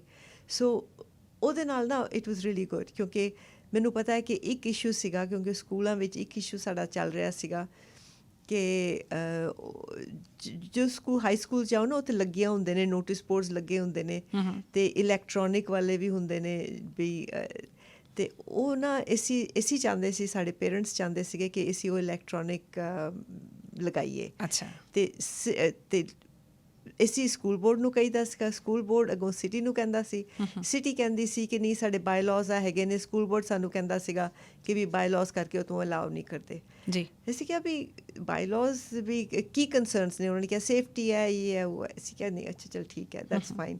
ਸੋ ਅਸੀਂ ਪੈਸਾ ਵੀ ਰੇਜ਼ ਕੀਤਾ, ਅਸੀਂ ਕਿਹਾ ਸਿਕਿਉਰਿਟੀ ਦੀ ਵੀ ਗੱਲ ਹੈ, ਕਹਿੰਦੇ ਲੋਕੀ ਕਹਿੰਦੇ ਖਰਾਬ ਕਰ ਜਾਂਦੇ ਨੇ, ਅਸੀਂ ਕਿਹਾ ਉਹਦਾ ਵੀ ਅਸੀਂ ਸੋਲਿਊਸ਼ਨਸ ਕੀਤੀਆਂ, ਮੰਨਿਆ ਨਹੀਂ ਕੋਈ। ਸੋ ਜਦੋਂ ਇਹ ਰਾਇਲ ਓਕ ਐਡਵਾਈਜ਼ਰੀ 'ਤੇ ਅਸੀਂ ਜਦੋਂ ਮੈਂ ਪਹੁੰਚੀ ਹਾਂ ਅਤੇ ਜਦੋਂ ਗੱਲ ਕਰ ਰਹੇ ਸੀਗੇ, ਸਕੂਲ ਜਿਹੜਾ ਸੀਗਾ it was a centre point ਉਸ ਏਰੀਏ ਵਿੱਚ, ਅਤੇ ਮੈਂ ਕਿਹਾ ਵੀ ਦੇਖੋ ਇੱਕ ਗੱਲ ਹੈ, ਅਸੀਂ ਬਾਰ-ਬਾਰ ਐਸ ਪੇਰੈਂਟਸ ਅਸੀਂ ਇਹ ਚਾਹੁੰਦੇ ਹਾਂ ਅਤੇ ਵੀ ਇਹ ਸਾਨੂੰ ਕਿਉਂ ਨਹੀਂ ਕਰਨ ਦਿੰਦੇ। ਸੋ ਪਹਿਲੀ ਵਾਰੀ ਉਦੋਂ ਜਦੋਂ ਜੋ 2 ਕਾਉਂਸਲਰਸ ਚੇਅਰਸ 'ਤੇ ਬੈਠੇ ਸੀਗੇ, ਉਹਨਾਂ ਨੇ ਕਿਹਾ ਸਾਨੂੰ ਤਾਂ ਇਸ ਇਸ਼ੂ ਬਾਰੇ ਪਤਾ ਨਹੀਂ ਹੈ। ਅਤੇ ਮੈਂ ਕਿਹਾ ਵੀ ਉਹ ਜਿਹੜਾ ਪਲੈਨਰ ਨਾ ਕਰ ਰਿਹਾ ਸੀ ਬਾਰ-ਬਾਰ, ਉਹ ਉੱਥੇ ਬੈਠਾ ਸੀਗਾ। ਮੈਂ ਕਿਹਾ ਵੀ ਉਹਨੇ ਫਿਰ ਸ਼ੁਰੂ ਕਰਤਾ ਕਿ ਇਹ ਕਰਨਾ, ਉਹ ਕਰਨਾ, ਵੀ ਇਹ ਰੀਜ਼ਨ ਫਲਾਣਾ। ਉਹ ਕਾਉਂਸਲਰ ਕਹਿੰਦਾ ਸਾਨੂੰ ਮੈਂ ਨਹੀਂ ਕੁਝ ਸੁਣਨਾ, ਜੇ ਇਹ ਪੇਰੈਂਟਸ ਚਾਹੁੰਦੇ ਨੇ ਕਰੋ, ਮੇਕ ਇਟ ਹੈਪਨ। ਉਦੋਂ ਮੈਨੂੰ ਲੱਗਿਆ, ਮੈਂ ਕਿਹਾ this is how it happens, ਕਿ ਵੀ ਤੁਸੀਂ ਬਿਊਰੋਕਰੇਸੀ ਤੁਹਾਨੂੰ ਹਮੇਸ਼ਾ ਰੋਕੇਗੀ। ਜੇ ਪੋਲੀਟੀਕਲ ਵਿਲ ਨਹੀਂ ਹੈਗੀ ਤੇ ਬਿਊਰੋਕਰੇਸੀ ਹਮੇਸ਼ਾ ਰੋਕੇਗੀ। ਪੋਲੀਟੀਕਲ ਵਿਲ ਹੈਗੀ ਹੈ, ਸਭ ਕੁਝ ਹੋ ਸਕਦਾ। ਬਿਲਕੁਲ, that was a big lesson I learned. ਸੋ ਉਸ ਤੋਂ ਬਾਅਦ ਰਾਇਲ ਓਕ ਦਾ ਕਮਿਸ਼ਨ ਖਤਮ ਹੋਇਆ, ਉਸ ਤੋਂ ਬਾਅਦ ਫਿਰ ਮੈਂ ਨਾ ਜ਼ਿਆਦਾ ਸਕੂਲਸ ਵਿੱਚ ਇਨਵੋਲਵ ਹੋ ਗਈ। ਉਦੋਂ ਸਕੂਲਸ ਵਿੱਚ ਸਾਡੇ ਹੁੰਦੇ ਸੀ ਮਲਟੀਕਲਚਰਲ ਲੀਏਜ਼ਨ ਵਰਕਰਸ। ਉਹ ਸਕੂਲ ਬੋਰਡ ਆਪਣੇ ਬਜਟ ਕਰ ਰਿਹਾ ਸੀਗਾ, ਤੁਹਾਨੂੰ ਪਤਾ ਸਕੂਲ ਬੋਰਡਸ 'ਤੇ ਬਜਟ ਹੁੰਦਾ ਕਿ ਤੁਸੀਂ balance, you are required to balance it. So ਉਸ ਟਾਈਮ 'ਤੇ ਉਹਨਾਂ ਦੇ ਡੈਫੀਸਿਟਸ ਚੱਲ ਰਹੇ ਸੀ, ਉਹਨਾਂ ਨੇ ਕਿਹਾ ਕਿ ਇਹ ਸਰਵਿਸ ਅਸੀਂ ਘਟਾ ਦੇਣੀ ਹੈ। ਅੱਛਾ।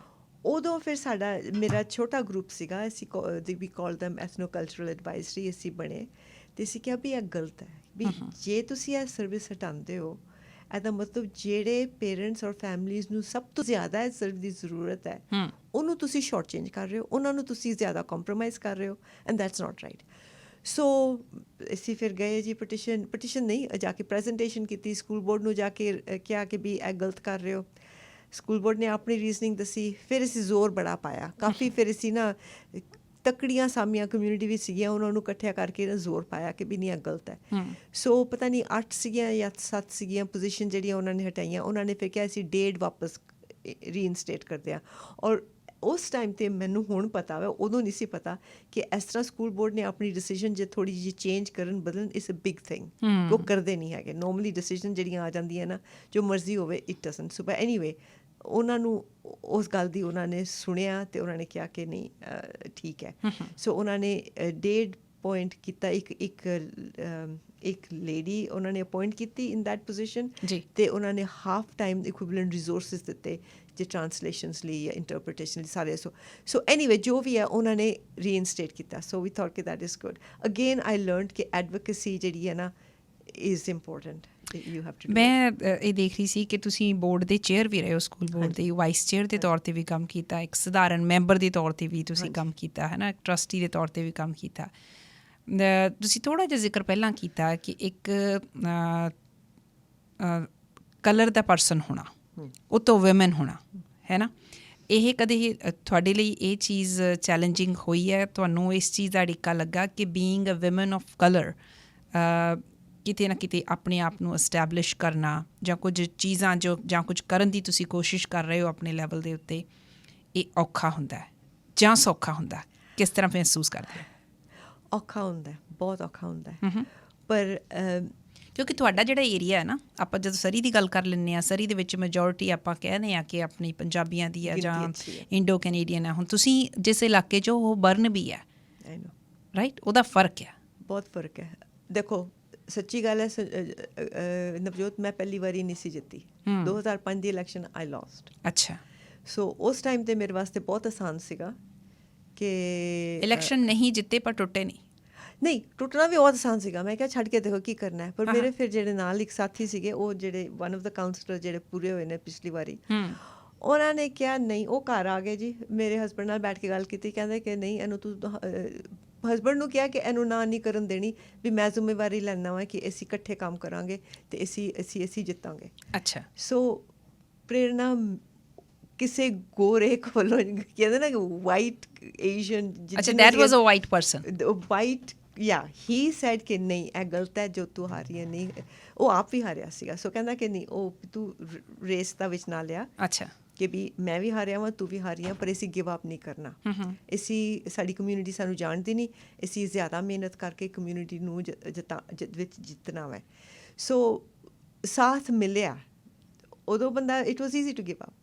ਸੋ ਉਸ ਪਰ ਬਲਜਿੰਦਰ ਜੀ, ਤੁਹਾਨੂੰ ਕੀ ਲੱਗਦਾ ਕਿ ਕਿਹੜੀ ਇਹੋ ਜਿਹੀ ਚੀਜ਼ ਸੀ ਜਿਹੜੀ ਉਸ ਵਿਅਕਤੀ ਨੇ ਵੀ ਤੁਹਾਡੇ ਵਿੱਚ ਦੇਖੀ, ਮੇ ਬੀ ਤੁਸੀਂ ਉਸ ਵੇਲੇ ਰੀਅਲਾਈਜ਼ ਨਹੀਂ ਕਰ ਰਹੇ ਸੀ ਐਂਡ ਉਹਨੂੰ ਜ਼ਿਆਦਾ ਕੌਨਫੀਡੈਂਸ ਸੀ?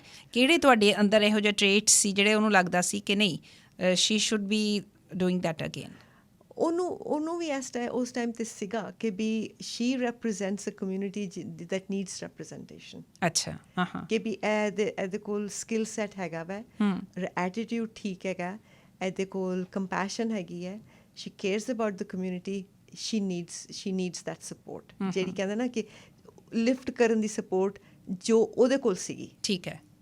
ਕਿਉਂਕਿ ਉਹ ਫਿਰ ਕਈ ਵਾਰੀ ਮੇਰੀ ਹੈਲਪ ਕਰਦਾ ਰਿਹਾ ਵਾ ਕਈ ਗੱਲਾਂ 'ਤੇ, ਜਿੱਥੇ ਹੁਣ ਜਿਸ ਤਰ੍ਹਾਂ ਮੈਨੂੰ ਪਤਾ ਸੀ ਕਿ ਇਹ ਮੈਂ ਗੱਲ ਮੰਗਣੀ ਹੈ, ਮੇਰੇ ਮੰਗਣ 'ਤੇ ਕੁਛ ਨਹੀਂ ਹੋਣਾ, ਫਿਰ ਮੈਂ ਆਪਣੇ ਮੰਗ ਵੀ ਲੈਂਦੀ ਸੀਗੀ, ਉਹਦੀ ਨਾਲ ਕੀ ਕਹਿੰਦੇ ਨੇ ਵਕਾਲਤ ਨਾਲ ਮੇਰੀ ਉਹਦੀ ਹੁੰਦੀ ਸੀਗੀ ਕਿ ਉਹ ਇੱਕ ਵਾਰੀ ਜਿੱਤੇ, ਦੂਜੀ ਵਾਰੀ ਜਿੱਤੇ, ਫਿਰ ਤੀਜੀ ਵਾਰੀ ਜਿੱਤੇ। ਫਿਰ ਉਦੋਂ ਜਦੋਂ ਮੈਂ ਤੀਜੀ ਵਾਰੀ ਮੈਂ ਛੱਡਿਆ ਵਾ, ਮੈਂ ਆਪਣੀ ਮਰਜ਼ੀ ਨਾਲ ਛੱਡਿਆ, ਮੈਂ ਕਿਹਾ ਕਿ ਮੈਂ ਹੁਣ ਕਾਉਂਸਲ ਵੱਲ ਦੇਖਾਂ। ਕਿਉਂਕਿ 3 ਟਰਮਸ ਤੋਂ ਬਾਅਦ ਨਾ ਮੈਨੂੰ ਲੱਗਦਾ ਸੀ ਕਿ ਵੀ ਇਸ ਟਾਈਮ 'ਤੇ ਸਕੂਲ ਬੋਰਡ ਇੰਨੀ ਅੱਛੀ ਜਗ੍ਹਾ 'ਤੇ ਹੈਗਾ ਕਿ ਨਵੇਂ ਬੰਦਿਆਂ ਨੂੰ ਮੌਕਾ ਦੇਣਾ ਚਾਹੀਦਾ ਵਾ to take it to a new level. ਜਦੋਂ ਤੁਹਾਨੂੰ ਲੱਗਦਾ ਹੈ ਕਿ ਤੁਸੀਂ 2 ਵਾਰੀ 3 ਵਾਰੀ ਜਿੱਤੇ, ਰਾਈਟ, ਕੁਝ ਤੁਸੀਂ ਚੇਂਜਸ ਕਰਨੀਆਂ ਚਾਹੁੰਦੇ ਸੀ ਜਿਹੜੀਆਂ ਤੁਸੀਂ ਪੋਸੀਬਲੀ ਲਿਆਂਦੀਆਂ ਨੇ, ਤੁਸੀਂ ਜ਼ਿਕਰ ਕਰਨਾ ਚਾਹੋਗੇ? ਹਾਂਜੀ, ਸਭ ਤੋਂ ਪਹਿਲਾਂ ਜਿਹੜੀ ਅਸੀਂ ਚੇਂਜ, ਉਦੋਂ ਮੈਂ ਵਾਈਸ ਚੇਅਰ ਸੀਗੀ। ਸਭ ਤੋਂ ਪਹਿਲਾਂ ਜਦੋਂ ਅਸੀਂ LGBTQ ਦਾ ਸੇਫ ਸਕੂਲਸ ਦਾ ਪੋਲਿਸੀ ਲਿਆਂਦੀ, ਉਦੋਂ ਜਿਹੜੇ ਪੋਲੀਟਿਕਸ ਫੋਲੋ ਕਰਦੇ ਨੇ ਉਹਨਾਂ ਨੇ ਦੇਖਿਆ ਹੋਣਾ ਕਿ ਸਾਨੂੰ ਉਸ ਪੋਲਿਸੀ ਬੜੀ ਓਪੋਜੀਸ਼ਨ ਮਿਲੀ, ਇਲੈਕਸ਼ਨ 'ਤੇ ਵੀ ਬਹੁਤ ਓਪੋਜੀਸ਼ਨ ਮਿਲੀ। ਉਹ ਕਹਿੰਦੇ ਕਿ ਤੁਸੀਂ ਕਰ ਨਹੀਂ ਸਕਦੇ, ਕਿ ਵੀ ਤੁਸੀਂ ਬੱਚਿਆਂ ਨੂੰ ਤੁਸੀਂ ਇੰਜੈਕਸ਼ਨ ਦੇ ਦੇਣੇ ਹੈਗੇ ਨੇ, ਕਿ ਉਹਨਾਂ ਦੇ ਤੁਸੀਂ ਉਹਨਾਂ ਨੂੰ ਕਨਵਰਟ ਕਰ ਰਹੇ ਹੈਗੇ ਹੋ, ਬਹੁਤ ਕੁਝ, ਕਿ ਵੀ ਤੁਸੀਂ LGBT ਬਹੁਤ ਨਫ਼ਰਤ ਵੱਲੋਂ ਸੀਗਾ। ਇਸੇ ਆ ਕਿ ਨਹੀਂ ਵੀ ਇਹ ਕਮਿਊਨਿਟੀ ਜਿਹੜੀ ਹੈਗੀ ਹੈ ਸਕੂਲਾਂ ਦੇ ਵਿੱਚ ਸੇਫ ਨਹੀਂ ਮਹਿਸੂਸ ਕਰਦੀ, ਸਾਡੇ ਜਿਹੜੇ ਸਟਾਫ ਹੈਗੇ ਨੇ ਉਹ ਆਪਣੇ ਆਪ ਨੂੰ ਸੇਫ ਨਹੀਂ ਮਹਿਸੂਸ ਕਰਦੇ, ਔਰ ਸਾਡਾ ਫਰਜ਼ ਹੈ ਕਿ as a board we have to make sure ਕਿ ਸਾਡੀ ਸਕੂਲ ਇਨਵਾਇਰਨਮੈਂਟ ਜਿਹੜੀ ਹੈਗੀ ਹੈ ਉਹ ਸੇਫ ਰਵੇ। ਸੋ ਸੋਚੀ ਦਾ ਕਾਫੀ ਵਿਰੋਧ ਹੋਇਆ ਸੀ ਉਸ ਟਾਈਮ? ਸੋਚੀ ਦਾ ਬਹੁਤ ਵਿਰੋਧ ਹੋਇਆ ਸੀ, ਔਰ 3 ਇਲੈਕਸ਼ਨ 'ਚ ਹੋਇਆ ਸੀ, ਇਹ ਵੀ ਨਹੀਂ ਕਿ ਉਹਦੇ 'ਚ 3 ਇਲੈਕਸ਼ਨ 'ਚ ਹੋਇਆ ਸੀ, ਪਰ ਅਸੀਂ ਉਸ ਟਾਈਮ 'ਤੇ ਡਟੇ ਰਹੇ। ਔਰ ਜਿਹੜੀ 2011 ਦੀ ਜਿਹੜੀ ਇਲੈਕਸ਼ਨ ਸੀ ਨਾ, ਉਹ ਤਾਂ ਅਸੀਂ ਸਕੂਲ ਬੋਰਡ ਨੇ ਜਿੱਤੀ ਹੈ। ਕਾਉਂਸਲ ਫਿਰ ਕਹਿੰਦੇ ਨੇ ਕਿ ਅਸੀਂ ਨਹੀਂ ਜਿੱਤੀ, ਸਕੂਲ ਬੋਰਡ ਨੇ ਜਿੱਤੀ ਹੈ ਸਾਡੇ ਵਾਸਤੇ ਵੀ, ਕਿਉਂਕਿ ਬਹੁਤ ਹੀ ਕਹਿੰਦੇ ਨਾ ਕਿ ਜਿਹੜੀ ਅੰਦਰ ਦੱਬੀ ਹੋਈ ਨਫ਼ਰਤ ਨਾ ਬੜੀ ਬਾਹਰ ਆਈ ਸੀ ਉਸ ਟਾਈਮ 'ਤੇ, ਔਰ ਪਰ ਅਸੀਂ ਡਟੇ ਰਹੇ ਕਿ ਨਹੀਂ। ਕਿਸ ਚੀਜ਼ ਲਈ ਨਫ਼ਰਤ ਸੀ? ਜਿਹੜੇ LGBT ਕਮਿਊਨਿਟੀ ਵਾਸਤੇ, ਕਿ ਵੀ ਤੁਸੀਂ ਸਾਡੇ ਖਾਸ ਕਰਕੇ ਜਿਹੜੇ ਰਿਲੀਜੀਅਸ ਫੈਨੈਟਿਕਸ ਨੇ ਨਾ, ਉਹਨਾਂ ਦੇ ਵਾਸਤੇ ਬਹੁਤ ਸੀਗਾ ਕਿ ਵੀ ਤੁਸੀਂ ਸਾਡਾ ਧਰਮ ਖਰਾਬ ਕਰ ਰਹੇ ਹੋ, ਤੁਸੀਂ ਦੁਨੀਆ ਦੀ ਜਿਹੜੇ ਹੈਗੇ ਨੇ ਨੋਰਮਸ ਆਫ ਨੇਚਰ ਜਿਹੜੇ ਤੁਸੀਂ ਉਹਨਾਂ ਨੂੰ ਚੈਲੰਜ ਕਰ ਰਹੇ ਹੋ, ਤੁਸੀਂ ਸਕੂਲ ਨੂੰ ਤੁਸੀਂ ਐਜੂਕੇਸ਼ਨ ਕੀ ਕਰਨੀ ਹੈ, ਬਹੁਤ ਹੀ ਸੀ। ਅਸੀਂ ਕਿਹਾ ਵੀ ਦੇਖ, ਇਸ ਕੌਜ਼ 'ਤੇ ਸਾਨੂੰ ਹਾਰਨਾ ਪਿਆ ਨਾ ਮਨਜ਼ੂਰ ਹੈ, ਕਿਉਂਕਿ ਵੀ ਜੋ ਠੀਕ ਹੈ ਉਹ ਠੀਕ ਦੇ, if you've got to do the right thing, ਜੇ ਰਾਈਟ ਥਿੰਗ ਪਿੱਛੇ ਤੁਹਾਨੂੰ ਹਾਰਨਾ ਪਏ then it's worth it, ਦਾ ਫਾਇਦਾ ਕੀ ਤੁਹਾਨੂੰ ਜੇ ਤੁਸੀਂ ਐਡਵੋਕੇਸੀ ਕਾਹਦੀ ਕਰਨੀ ਹੈ। So that was one big thing ਜਿਹੜੀ ਅਸੀਂ ਕੀਤੀ ਉਸ ਟਾਈਮ 'ਤੇ। ਅਤੇ ਦੂਜੀ ਗੱਲ ਜਿਹੜੀ ਸੀਗੀ ਅਸੀਂ ਜਿਹੜੀ ਵਰਾਈ ਟੇਕ ਪ੍ਰੈਡ ਇਨ ਕਿ ਅਸੀਂ ਜਦੋਂ ਸਕੂਲ ਬੋਰਡ ਮੈਂ ਹਾਲੇ ਟਰਸਟੀ ਨਹੀਂ ਸੀ ਹੈਗੀ ਉਦੋਂ ਉਹਨਾਂ ਨੇ ਨਾ ਇੰਟਰਨੈਸ਼ਨਲ ਬੈਕਲੋਰੀਏਟ ਪ੍ਰੋਗਰਾਮ ਜਿਹੜਾ ਸੀਗਾ ਉਹ ਉਹਨਾਂ ਨੇ ਬੰਦ ਕਰਤਾ ਸੀਗਾ ਇਹੋ ਫੰਡਸ ਕਰਕੇ। ਉਦੋਂ ਵੀ ਫਿਰ ਮੈਂ ਉਦੋਂ ਵੀ ਬਹੁਤ ਐਡਵੋਕੇਸੀ ਕੀਤੀ ਸੀ ਕਿ ਵੀ ਇਹ ਗਲਤ ਕਰ ਰਹੇ ਹੋ, ਵੀ ਇਹ ਪ੍ਰੋਗਰਾਮ ਇੱਕ ਵਾਰੀ ਬੰਦ ਕੀਤਾ ਵਾਪਸ ਆਉਣਾ ਨਹੀਂ ਹੈ ਔਰ ਇਹ ਜਿਹੜੇ ਬੱਚਿਆਂ ਨੂੰ ਜਿਹੜੇ ਯੂਨੀਵਰਸਿਟੀ ਦੀ ਤਿਆਰੀ ਕਰ ਰਹੇ ਨੇ ਉਹਨਾਂ ਵਾਸਤੇ ਇਹ ਬਹੁਤ ਜ਼ਰੂਰੀ ਹੈਗਾ, we have to give it to them. So ਜਦੋਂ ਮੈਂ ਚੇਅਰ ਬਣੀ ਆ ਅਕਤੂਬਰ ਵਿੱਚ ਬਣੀ ਆ ਅਤੇ ਦਸੰਬਰ ਵਿੱਚ ਸਾਨੂੰ ਓਪਰਚੁਨਿਟੀ ਆਈ ਅਤੇ ਅਸੀਂ ਸਨੋ ਵਿੱਚ ਐਡਮਿੰਟਨ ਗਏ ਇੱਕ ਪ੍ਰੋਗਰਾਮ ਦੇਖਣ ਲਈ। ਉਹ ਸੀਗਾ AP ਕੈਪਸਟੋਨ ਦਾ ਅਤੇ ਉਹ ਨਵਾਂ ਪ੍ਰੋਗਰਾਮ ਸੀਗਾ ਜਿਹੜਾ ਪਾਇਲਟ ਹੋ ਰਿਹਾ ਸੀਗਾ ਕੈਨੇਡਾ ਵਿੱਚ ਵੀ ਅਤੇ ਹੋਰ ਜਗ੍ਹਾ 'ਤੇ ਵੀ।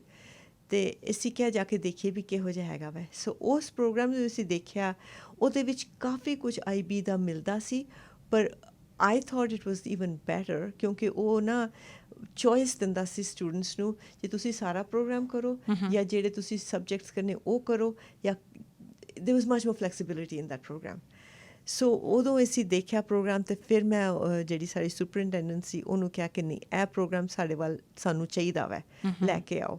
ਔਰ ਫਿਰ ਉਹਨਾਂ ਨੇ ਕੀ ਕੀਤਾ ਕਿ IB ਤਾਂ ਸਿਰਫ ਇੱਕ ਸਕੂਲ ਵਿੱਚ ਸੀਗਾ, ਅਸੀਂ ਉਹ ਪ੍ਰੋਗਰਾਮ ਜਿਹੜਾ AP ਕੈਪਸਟੋਨ ਦਾ 2 ਸਕੂਲਾਂ 'ਚ ਲਿਆਂਦਾ। ਐਂਡ ਆਈ ਥਿੰਕ ਸਾਰੀ ਦੁਨੀਆ ਵਿੱਚ ਸਿਰਫ 10 ਸਕੂਲ ਸੀਗੇ ਜਿਨ੍ਹਾਂ ਨੂੰ ਉਹ ਪ੍ਰੋਗਰਾਮ ਮਿਲਿਆ।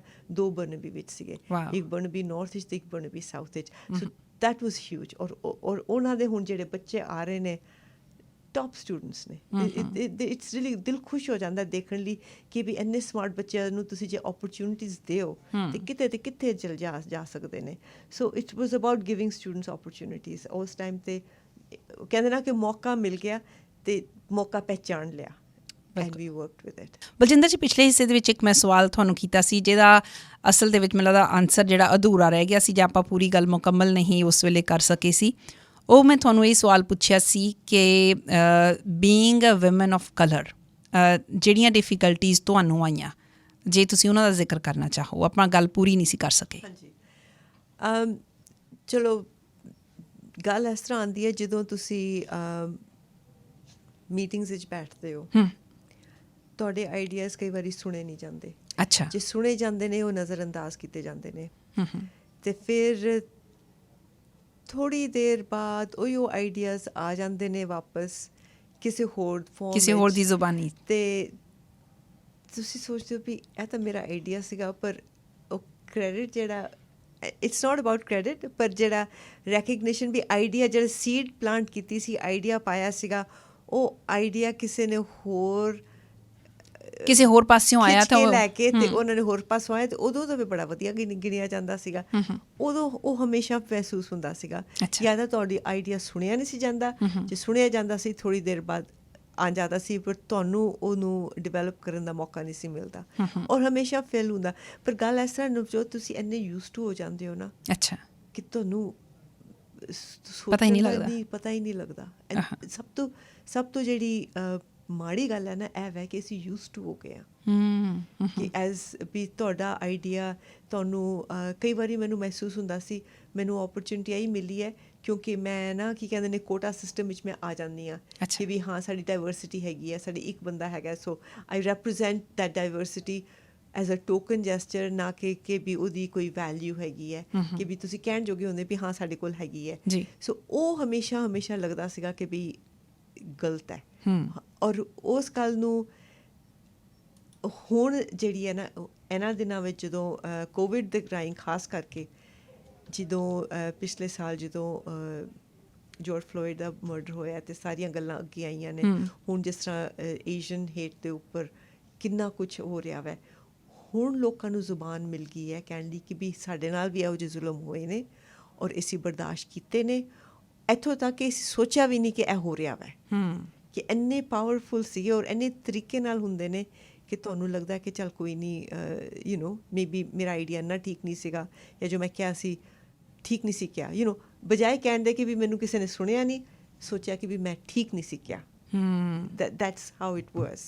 ਸੋ ਇਸ ਤਰ੍ਹਾਂ ਤਾਂ ਬਹੁਤ ਕਿੰਨੇ ਸਾਲਾਂ ਤੋਂ ਇਸ ਤਰ੍ਹਾਂ ਚੱਲਦੀ ਜਾ ਰਿਹਾ ਹੈ ਅਤੇ ਪਰ ਹੁਣ ਲੋਕਾਂ ਨੂੰ ਹੁਣ ਸੋਚਿਆ, ਕਿਉਂਕਿ ਜਦੋਂ ਪਿਛਲੀ ਵਾਰੀ ਮੈਂ ਕਾਉਂਸਲ ਦੀ ਇਲੈਕਸ਼ਨ ਹਾਰੀ ਸੀ ਨਾ ਜੀ, ਜੋਰਜੀਆ ਸਟ੍ਰੇਟ ਨੇ ਇਹ ਗੱਲ ਕਹੀ ਸੀਗੀ ਕਿ ਵੀ ਕਿਉਂਕਿ ਉਦੋਂ ਨਿੱਕੀ ਸ਼ਰਮਾ ਵੀ ਹਾਰੇ ਸੀ ਤੇ ਮੈਂ ਵੀ ਹਾਰੀ ਸੀ, ਉਦੋਂ ਜੋਰਜੀਆ ਸਟ੍ਰੇਟ ਨੇ ਇਹ ਸਟੋਰੀ ਲਈ ਸੀ ਕਿ ਵੀ ਵੂਮਨ ਆਫ ਕਲਰ ਨੂੰ ਬਹੁਤ ਮੁਸ਼ਕਿਲ ਹੈਗਾ ਵੈ। ਐਂਡ ਆਈ ਅਪਰੀਸ਼ੀਏਟਡ ਦੈਟ, ਕਿਉਂਕਿ ਮੈਂ ਦੇਖੋ ਮੈਂ ਸਿਰਫ 200 ਵੋਟਾਂ ਤਾਂ ਹਾਰੀ ਸੀ, 215 ਵੋਟਾਂ ਤੋਂ ਹਾਰੀ ਸੀ।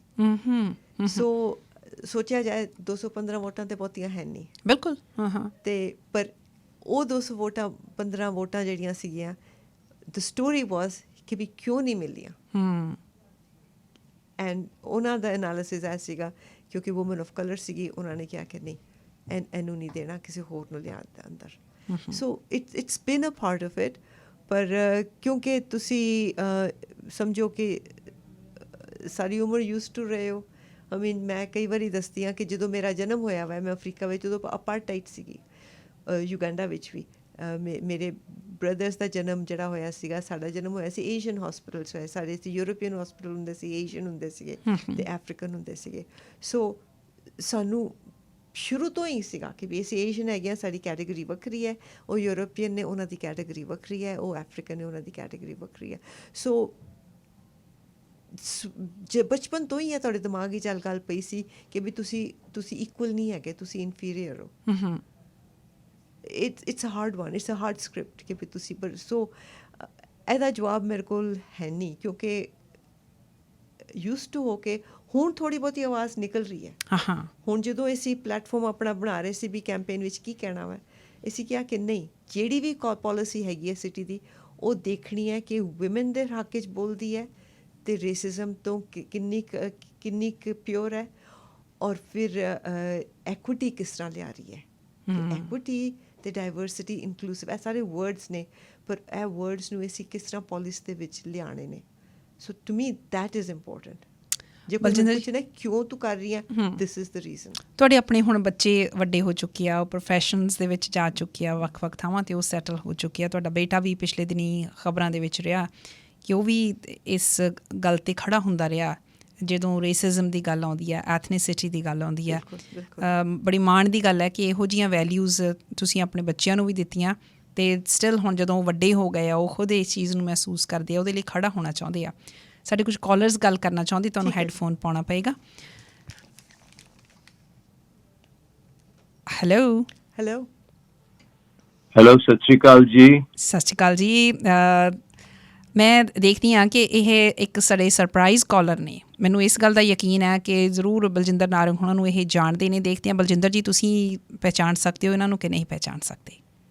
ਕਮਲ ਜੀ, ਹਾਂਜੀ, ਤੁਸੀਂ ਮੇਰਾ ਨਾਮ ਲੈਤਾ ਨਾ। ਬਿਲਕੁਲ ਲੈ ਦਿੱਤਾ, ਕਿਉਂਕਿ ਉਹਨਾਂ ਦੇ ਚਿਹਰੇ 'ਤੇ ਮੈਂ ਦੇਖ ਰਹੀ ਸੀ ਬਹੁਤ ਫਿਕਰਮੰਦ ਹੋ ਗਏ ਸੀ। ਮੈਂ ਪੂਰਾ ਨਾਂ ਨਹੀਂ ਇਸ ਕਰਕੇ ਲਿਆ। ਹਾਂਜੀ, ਹੁਣ ਪੂਰਾ ਨਾਂ ਇਹਨਾਂ ਕੋਲੋਂ ਕਰਵਾਉਂਦੇ ਅਸੀਂ। ਬਲਜਿੰਦਰ ਜੀ। ਬਲਜਿੰਦਰ ਜੀ, ਮੈਂ ਤੁਹਾਡੀ ਇੰਟਰਵਿਊ ਸੁਣਿਆ ਨਵਜੋਤ ਜੀ ਦੇ ਨਾਲ। ਇਟਸ ਵੈਰੀ ਗ੍ਰੈਟੀਫਾਈਂਗ, ਬਹੁਤ ਖੁਸ਼ ਹੋ ਰਿਹਾ ਕਿ ਤੁਸੀਂ ਇੰਨੀ ਦੇਰ ਤੋਂ ਕੌਮ ਦੀ ਸੇਵਾ ਕਰ ਰਹੇ ਆ, ਅਤੇ ਆਪਾਂ ਵੀ ਇੰਨੇ ਸਾਲਾਂ ਤੋਂ ਨਾਲ ਜੁੜੇ ਹੋਏ ਹਾਂ, ਖਾਸ ਕਰਕੇ ਐਜੂਕੇਸ਼ਨ ਕਮਿਊਨਿਟੀ ਦੇ ਵਿੱਚ। ਪਰ ਅੱਜ ਸੁਣ ਕੇ ਜਿਹੜਾ ਤੁਸੀਂ ਅੱਗੇ ਪ੍ਰੋਗਰੈਸ ਕਰ ਰਹੇ ਆ, ਖਾਸ ਕਰਕੇ ਜਿਹੜੀ ਸਭ ਨਾਲੋਂ ਵੱਡੀ ਕੀ ਕਹਿੰਦੇ ਆ ਫਕਰ ਹੁੰਦਾ ਨਾ, ਜਿਹੜੇ ਬੱਚੇ ਆਪਣੇ ਆ ਨਾ ਜੋ ਅੱਗੇ ਜਾ ਰਹੇ ਹੈਗੇ ਆ, ਉਹ ਤੁਹਾਡੇ ਜੋ ਤੁਸੀਂ ਬੀਜਿਆ ਹੈਗਾ ਉਹਦਾ ਫਲ ਮਿਲ ਰਿਹਾ। ਸੋ ਮੈਨੂੰ ਸਭ ਨਾਲੋਂ ਬੜੀ ਖੁਸ਼ੀ ਹੈ। ਬਰਨਬੀ ਦੇ ਵਿੱਚ ਵੀ ਜਿੱਦਾਂ ਹੋਰ ਸਟੂਡੈਂਟਸ ਵਗੈਰਾ ਅੱਗੇ ਵੱਧ ਰਹੇ ਆ, ਤੁਹਾਡੀ ਆਪਣੀ ਫੈਮਿਲੀ ਦੇ ਬੱਚੇ ਵੀ, ਅਤੇ ਪੰਜਾਬੀ ਦੇ ਵਿੱਚ ਵੀ, ਸਿੱਖਰੀ ਦੇ ਵਿੱਚ ਵੀ, ਅਤੇ ਤੁਹਾਡੀ ਪੰਜਾਬੀ ਡਿਜੀਟਲ ਲਾਇਬ੍ਰੇਰੀ ਦੇ ਵਿੱਚ ਵੀ, ਇਹਨਾਂ ਸਾਰੇ ਔਰਗਨਾਈਜੇਸ਼ਨ ਦੇ ਵਿੱਚ ਜਿੰਨਾ ਤੁਸੀਂ ਹਿੱਸਾ ਪਾਇਆ, ਉਹਦੇ ਅਸੀਂ ਬਹੁਤ ਬਹੁਤ ਧੰਨਵਾਦੀ ਹਾਂ, ਅਤੇ ਉਮੀਦ ਕਰਦੇ ਹਾਂ ਕਿ ਤੁਸੀਂ ਅਗਲੀ ਬਾਈ ਇਲੈਕਸ਼ਨ ਵੀ ਜਿੱਤੋ ਅਤੇ ਆਪਣੀ ਕੌਮ ਦੀ ਸੇਵਾ ਨਾਲ ਦੀ ਨਾਲ ਕਰਦੇ ਰਹੋ। ਥੈਂਕ ਯੂ ਸੋ ਮਚ ਵੀਰ ਜੀ। ਪਰਮਾਤਮਾ ਦੀ ਮਿਹਰ ਹੈ। ਮੈਂ ਕਹਾਂ ਕਿ ਮੈਂ ਇਹਦੇ 'ਚ ਪੂਰਾ I can't take the credit. ਪਰਮਾਤਮਾ ਦੀ ਮਿਹਰ ਤੋਂ ਬਗੈਰ ਕੁਛ ਵੀ ਨਹੀਂ ਹੁੰਦਾ। ਠੀਕ ਹੈ, ਸਾਨੂੰ ਅਸੀਂ ਆਪਣੇ ਬੱਚਿਆਂ ਨੂੰ ਪ੍ਰੇਰਨਾ ਜ਼ਰੂਰ ਦਿੰਦੇ ਹਾਂ, ਜੋ ਠੀਕ ਹੈ ਉਹਨੂੰ ਦੱਸਦੇ ਹਾਂ, ਜੋ ਗਲਤ ਹੈ ਉਹ ਵੀ ਦੱਸਦੇ ਹਾਂ, ਅਤੇ ਪਰ ਇਹ ਵੀ ਕਹਿੰਦੇ ਹਾਂ ਬੱਚਿਆਂ ਨੂੰ ਕਿ ਦੇਖੋ ਤੁਹਾਨੂੰ ਸਾਰਾ ਕੁਝ ਪਤਾ ਵਾ, ਤੁਸੀਂ ਆਪਣੇ ਫੈਸਲੇ ਆਪ ਲਵੋ। ਔਰ ਫਿਰ ਸੱਚੀ ਖੁਸ਼ੀ ਔਰ ਮਾਣ ਦੀ ਗੱਲ ਹੈ ਜਦੋਂ ਬੱਚੇ ਆਪਣੇ ਫੈਸਲੇ ਲੈਂਦੇ ਨੇ ਜਿਹੜੇ ਆਪਣੀ ਕਮਿਊਨਿਟੀ ਨੂੰ ਪ੍ਰਵਾਨ ਹੁੰਦੇ ਨੇ। ਸੋ ਇਹਦੇ ਵਿੱਚ ਤੁਹਾਡਾ ਵੱਡਾਪਨ ਹੈ, ਜਿਹੜਾ ਤੁਸੀਂ ਮੈਨੂੰ ਇਹੋ ਜਿਹੇ ਮਾਣ ਦੇ ਰਹੇ ਹੋ, ਪਰ ਥੈਂਕ ਯੂ ਸੋ ਮਚ। ਫਿਰ ਪਰਮਾਤਮਾ ਮਿਲੇ ਕਦੇ ਮਿਲਾਂਗੇ, ਅਸੀਂ ਬੈਠ ਕੇ ਗੱਲ ਕਰਾਂਗੇ। ਕਮਲਨੀਲ ਜੀ, ਬਹੁਤ ਬਹੁਤ ਸ਼ੁਕਰੀਆ ਤੁਹਾਡਾ ਕਾਲ ਕਰਨ ਦੇ ਲਈ। ਓਕੇ ਜੀ, thank you ji, or carry on. Thank you. So ਕਿੱਦਾਂ ਲੱਗ ਰਿਹਾ ਤੁਹਾਡੇ ਨਾਲ ਕੰਮ ਕਰਦੇ ਰਹੇ ਨੇ ਇਹ? ਬਹੁਤ ਜੀ, ਇਹਨਾਂ ਨੇ ਕਮਲ ਇਜ਼ ਵੈਰੀ ਕਾਈਂਡ। ਉਹਨਾਂ ਨੇ ਤਾਂ ਜੋ ਅਸੀਂ ਇੱਕ ਟਾਈਮ ਸੀਗਾ ਜਦੋਂ ਅਸੀਂ ਆਪਣੇ ਬੱਚਿਆਂ ਨੂੰ ਕੋਸ਼ਿਸ਼ ਕਰ ਰਹੇ ਸੀਗੇ ਕਿ ਅਸੀਂ ਇਹਨਾਂ ਨੂੰ ਆਪਣੀਆਂ ਵੈਲਿਊਜ਼, ਸਿੱਖੀ ਵੈਲਿਊਜ਼ ਦੱਸੀਏ।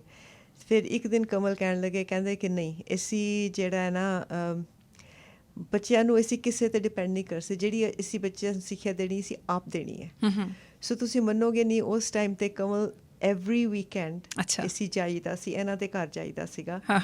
5 ਪਰਿਵਾਰ ਸੀਗੇ ਇਕੱਠੇ, ਔਰ ਸਾਡੇ 5 ਦੇ ਬੱਚੇ ਸੀਗੇ। ਅਸੀਂ ਗਰੁੱਪ ਜਿਹਾ ਬਣਾਇਆ ਸੀਗਾ ਵੈਨਕੂਵਰ 6 ਸਪਿਰਿਟ ਦਾ, ਅਤੇ ਉੱਥੇ ਵਿੱਚ ਕਮਲ ਹੋਰਾਂ ਨੇ ਬੱਚਿਆਂ ਨੂੰ ਜਿਹੜਾ ਪਿਆਰ ਪੰਜਾਬੀ ਦਾ ਪਾਇਆ ਹੈ ਨਾ, ਉਹ ਹੋਰ ਕੋਈ ਨਹੀਂ ਸੀ ਪਾ ਸਕਦਾ। ਇਟ ਟੁੱਕ ਸਮਬਡੀ ਲਾਈਕ ਕਮਲਸ ਕੀ ਕਹਿੰਦੇ ਨੇ, ਸਕਿੱਲ ਸੈਟ, ਨੌਲੇਜ, ਫੋਰਸਾਈਟ, ਵਿਜ਼ਨ, ਅਤੇ ਉਹਨਾਂ ਨੇ ਬੱਚਿਆਂ ਨੂੰ ਜਿਹੜਾ ਕੀਤਾ ਹੈ। ਅਸੀਂ ਖਾਲਸਾ 300 ਦੀ ਅਸੀਂ ਸੈਲੀਬ੍ਰੇਸ਼ਨ ਕੀਤੀ, ਬੱਚਿਆਂ ਨੇ ਇੱਕ CD ਬਣਾਈ, ਅਤੇ ਉਹਦੇ ਵਿੱਚ ਔਰ ਫਿਰ ਉਹਨਾਂ ਬੱਚਿਆਂ ਦਾ ਜਿਹੜਾ ਆਪਸ ਵਿੱਚ ਪਿਆਰ ਪਿਆ, ਪਰਿਵਾਰ ਦਾ ਪਿਆਰ ਪਿਆ, ਉਹ ਤਾਂ ਕੀ ਕਹਿੰਦੇ ਨਾ ਅਨਮੋਲ ਸੀਗਾ, ਤੇ ਵਾਸ priceless.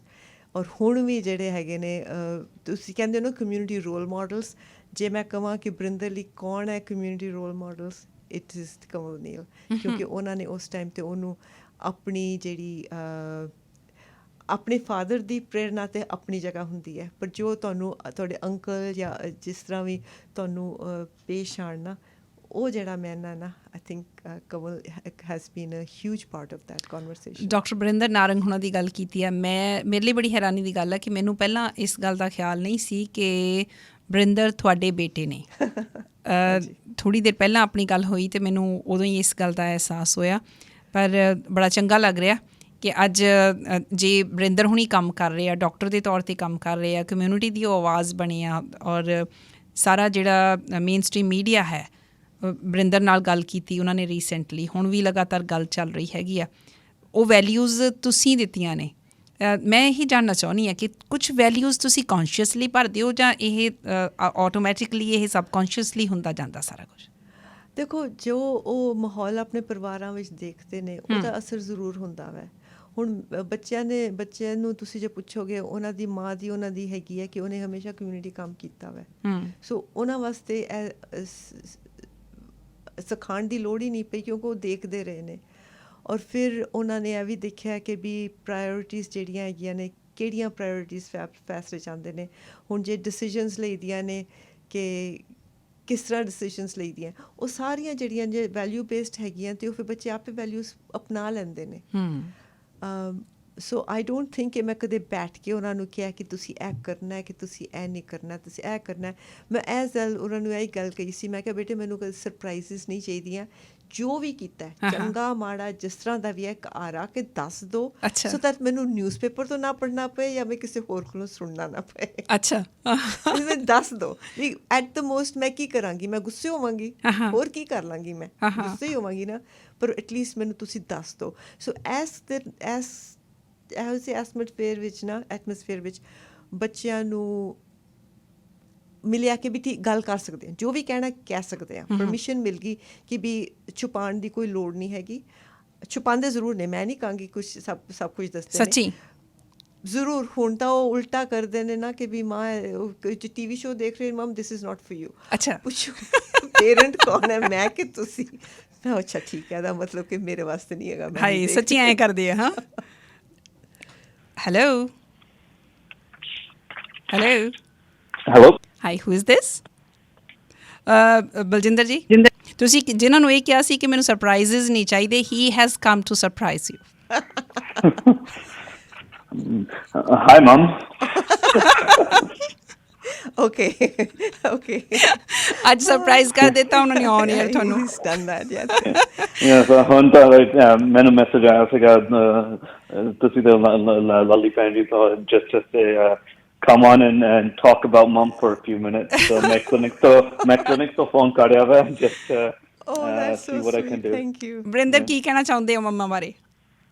Well, I think everyone knows Mom. Mom's been doing, sort of community. She's been doing so much service for, ever since I was a child. So, elementary school the which she was on the parents committee, high school the which parents committee, Ostabad district parents committee, the leadership roles she was in. Ostabad Parks board there, the Ostabad school board there. Then started up in Punjabi community. She did a lot with the Punjab Digital Library at the Found and the Sikh Research Institute. So I've grown up with that. So I've seen community leadership being demonstrated my entire life. Brother ਇੱਕ ਗੱਲ ਦੱਸੋ ਕਿ as a mother ਤੁਸੀਂ ਕੀ ਕਹਿਣਾ ਚਾਹੁੰਦੇ ਹੋ ਕਿ ਇਹਨਾਂ ਦਾ ਰੋਲ ਕਿਹੋ ਜਿਹਾ ਰਿਹਾ ਤੁਹਾਡੀ ਲਾਈਫ ਦੇ ਵਿੱਚ? As a mother, she just led. She kind of inspired by leadership. Like whatever we would see her seeing in the community, that's how she would live her life at home, and she still does. She never, when it came for us, like, Sikhi body culture, bada education, bada. It was always, she would, whatever she was saying at home would be the same thing she would say outside. So, about folks, maybe Pachatiga, I did lots of, I had a lot of unfocused times in my life, and she had a lot of worries about me, about where I'll end up, whether, my college be or anything. Yeah. So we would have these discussions, and she would always be supportive. She would, I know that, thought about the expectations here, medicine, which Jonga, and I eventually did. I'm a family doctor now. But back then, I didn't know, Mickey, and she used to say to me, it's like, fine, just, you don't have to commit to something, but just, whatever you're going to do, just put your heart behind and do it. Like, just put the effort in. Whatever you end up doing, we will always support you as long as we know you've given your fair effort. So I think it was just about kind of, not about kind of having certain expectations. Set up in a community with their expectation, lawyer banna, engineer banna, doctor banna. Like, it was just about like follow your passion, but do it truly, authentically. I know. ਮੈਨੂੰ 100% ਯਕੀਨ ਆ ਕਿ ਬਰਿੰਦਰ ਜੋ ਕਹਿ ਰਹੇ ਬਿਲਕੁਲ ਠੀਕ ਕਹਿ ਰਹੇ ਆ। ਹੁਣ ਇੱਕ ਗੱਲ ਓਨੈਸਟਲੀ ਜਾਂਦੇ ਹੋਰ ਕਰ ਜਾਓ ਕਿ ਕੋਈ ਇਹੋ ਜਿਹੀ ਮੰਮੀ ਬਾਰੇ ਗੱਲ ਜਿਹੜੀ ਤੁਹਾਨੂੰ ਬਿਲਕੁਲ ਚੰਗੀ ਨਹੀਂ ਲੱਗਦੀ, ਇੱਕ ਤਾਂ ਹੋਏਗੀ ਨਾ? Oh yeah, of course. Everyone's human. I think what are the things like? Where should we start? Long list. You can calm down.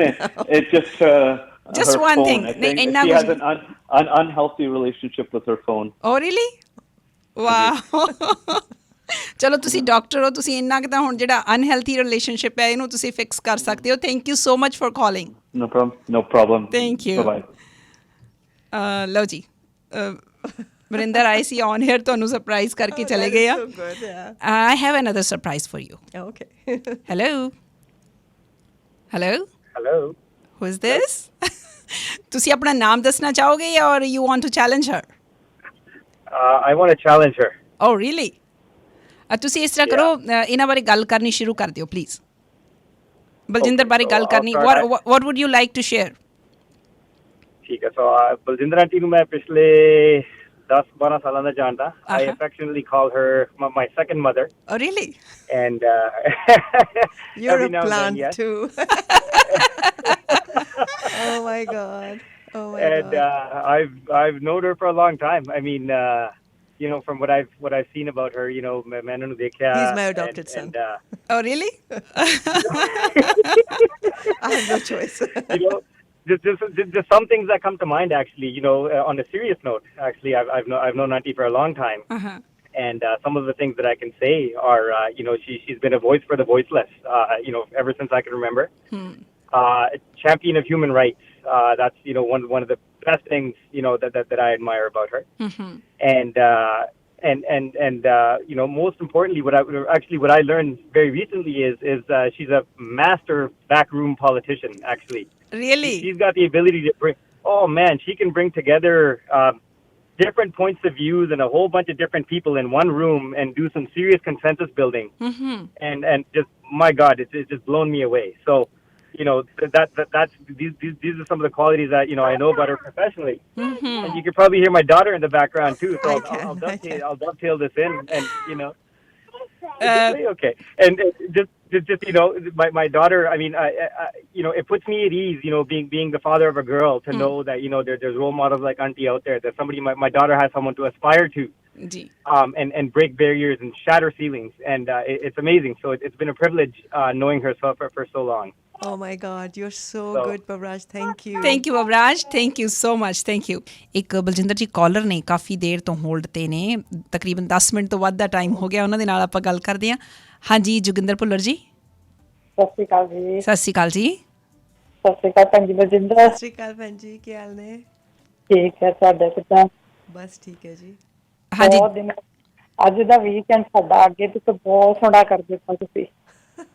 ਅੱਛਾ wish you all the best. Thank ਏਦਾਂ ਹੀ ਚੱਲੀ ਚੱਲੋ, ਏਦਾਂ ਹੀ ਪੌੜੀਆਂ ਚੜੀ ਚੱਲੋ ਔਰ ਬਾਕੀਆਂ ਨੂੰ ਵੀ ਚੜਾਈ ਜਾਓ।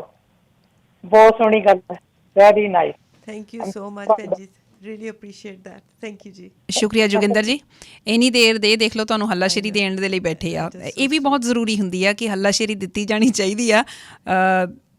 ਅਗਲੇ ਸਾਡੇ ਲਿਸਨਰ ਨੇ, this is another surprise for you. Okay. Let's see. Hello ਜੀ, ਸਤਿ ਸ਼੍ਰੀ ਅਕਾਲ ਜੀ। Guru Fateh ji, how are you? I'm good. I'm good. So you have my friend who has the most beautiful smile, the largest heart, and always willing to serve. ਜੀ So who could that be? ਜੀ Where are you calling from? Well, quite far, not in your part of the world, I but know. close to you. ਇਨੀ ਕੌਰ ਜੀ, ਜੀ ਆਇਆਂ ਨੂੰ ਮਾਣ ਦੀ ਗੱਲ ਹੈ ਕਿ ਅੱਜ ਤੁਸੀਂ ਸਾਡੇ ਨਾਲ ਸ਼ਾਮਿਲ ਹੋਏ ਹੋ। ਇਨੀ ਜੀ, ਜੀ ਆਇਆਂ ਨੂੰ, ਸਤਿ ਸ਼੍ਰੀ ਅਕਾਲ। ਸਤਿ ਸ਼੍ਰੀ ਅਕਾਲ ਗੁਰੂ ਫਤਿਹ ਜੀ। ਥੈਂਕ ਯੂ, ਤੁਸੀਂ ਬਲਿੰਦਰ ਜੀ ਨੂੰ ਆਪਣੇ ਸ਼ੋਅ ਤੇ ਬੁਲਾਇਆ ਤੇ this is really quite an honour. ਜੋ ਇਹ ਕੰਮ ਕਰ ਰਹੇ ਨੇ ਉਹਨਾਂ ਨੇ ਕੰਮ ਕੀਤਾ ਹੈ ਸਿੱਖ ਰਿਸਰਚ ਇੰਸਟੀਚਿਊਟ ਦੇ ਵਾਸਤੇ। ਇਹਨਾਂ ਨੇ honestly, she was the main person who brought Sikh Research Institute into Canada. ਬਿਲਕੁਲ ਮੈਨੂੰ ਯਾਦ ਆ ਕਿ ਇਨੀ ਜੀ ਹੈ ਤੁਹਾਨੂੰ ਇਹ ਮੇਰੇ ਨਾਲ ਇਹਨਾਂ ਨੇ ਹੀ ਇੰਟਰੋਡਿਊਸ ਕਰਾਇਆ ਸੀ, ਮੈਨੂੰ ਯਾਦ ਆ ਰਿਹਾ। ਜੀ। ਆਪਾਂ ਉਦੋਂ ਗੱਲਾਂ ਕੀਤੀਆਂ ਸੀ ਸਿੱਖ ਰਿਸਰਚ ਇੰਸਟੀਚਿਊਟ ਬਾਰੇ, ਕਾਫੀ ਗੱਲਾਂ ਹੋਈਆਂ ਸਨ ਆਪਣੀਆਂ, ਮੈਨੂੰ ਬਿਲਕੁਲ ਯਾਦ ਹੈ। ਹਾਂਜੀ, ਤੇ ਇਹਨਾਂ ਦਾ ਆਈ ਡੋਂਟ ਨੋ ਅਗਰ ਉਹਨਾਂ ਨੇ ਦੱਸਿਆ ਹੋਇਆ ਇਹਨਾਂ ਦਾ ਰੋਲ ਜੋ ਪੰਜਾਬ ਡਿਜੀਟਲ ਲਾਇਬ੍ਰੇਰੀ ਦਾ ਦੇ ਨਾਲ ਵੀ ਹੈਗਾ ਚੰਡੀਗੜ੍ਹ, ਉਹ ਵੀ ਬਹੁਤ ਜ਼ਰੂਰੀ ਔਰ ਇਹਨਾਂ ਨੇ ਬਹੁਤ ਦਿਲ ਨਾਲ and she was also brought them to Canada. ਜੀ So Baljinder ji is quite a unique individual. That's right.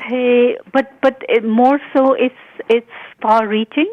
ਜਿਹੜੇ ਦੇਖ ਰਹੇ ਹਨ ਕਿ ਪੰਥ ਵਿੱਚ ਜੋ ਨੀਡ ਹੈਗੀ ਹੈ, thinking outside the box, if I can say so. You are so kind, Ini. Thank you so much. ਇਨੀ ਜੀ ਬਹੁਤ ਬਹੁਤ ਸ਼ੁਕਰੀਆ, ਤੁਸੀਂ ਕਾਲ ਕਰਕੇ ਅੱਜ ਇਹਨਾਂ ਦੀ ਹੌਸਲਾ ਅਫਜ਼ਾਈ ਕੀਤੀ ਹੈ ਤੇ ਉਸ ਪੱਖ ਬਾਰੇ ਵੀ ਤੁਸੀਂ ਦੱਸਿਆ, ਉਸ ਐਸਪੈਕਟ ਬਾਰੇ ਬਹੁਤ ਹੀ ਜ਼ਿਆਦਾ ਡਿਟੇਲ 'ਚ ਗੱਲ ਨਹੀਂ ਹੋਈ ਜਿਹੜੀ ਤੁਸੀਂ ਡਿਜੀਟਲ ਲਾਇਬ੍ਰੇਰੀ ਦੀ ਗੱਲ ਕਰ ਰਹੇ ਹੋ। Thank you so much. Thank you ji. Thank you. Okay. Ini. Thank you. ਥੋੜਾ ਉਹਦੇ ਬਾਰੇ ਦੱਸੋ ਇਨੀ ਜੀ, ਜਿਹੜਾ ਜ਼ਿਕਰ ਕਰਕੇ ਗਏ ਆ ਸਿੱਖ ਆਪਣੇ ਜਿਹੜਾ ਇਹ ਡਿਜੀਟਲ ਲਾਇਬ੍ਰੇਰੀ ਜੀ। ਹਾਂਜੀ, ਪੰਜਾਬ ਡਿਜੀਟਲ ਲਾਇਬ੍ਰੇਰੀ ਜਿਹੜੀ ਹੈ ਨਾ ਚੰਡੀਗੜ੍ਹ 'ਚ ਬੇਸਡ ਹੈਗੀ ਹੈ ਐਂਡ ਉਹ ਉਦੋਂ ਸ਼ੁਰੂ ਹੋਈ ਸੀ ਜਦੋਂ ਆਫਟਰ 84 ਜਦੋਂ ਜਿਹੜੀ ਸਾਡੀ ਲਾਇਬ੍ਰੇਰੀ ਡਿਸਟਰੋਇਡ ਹੋ ਗਈ ਸੀ ਨਾ, ਜਿਹੜੀ ਦਰਬਾਰ ਸਾਹਿਬ ਦੀ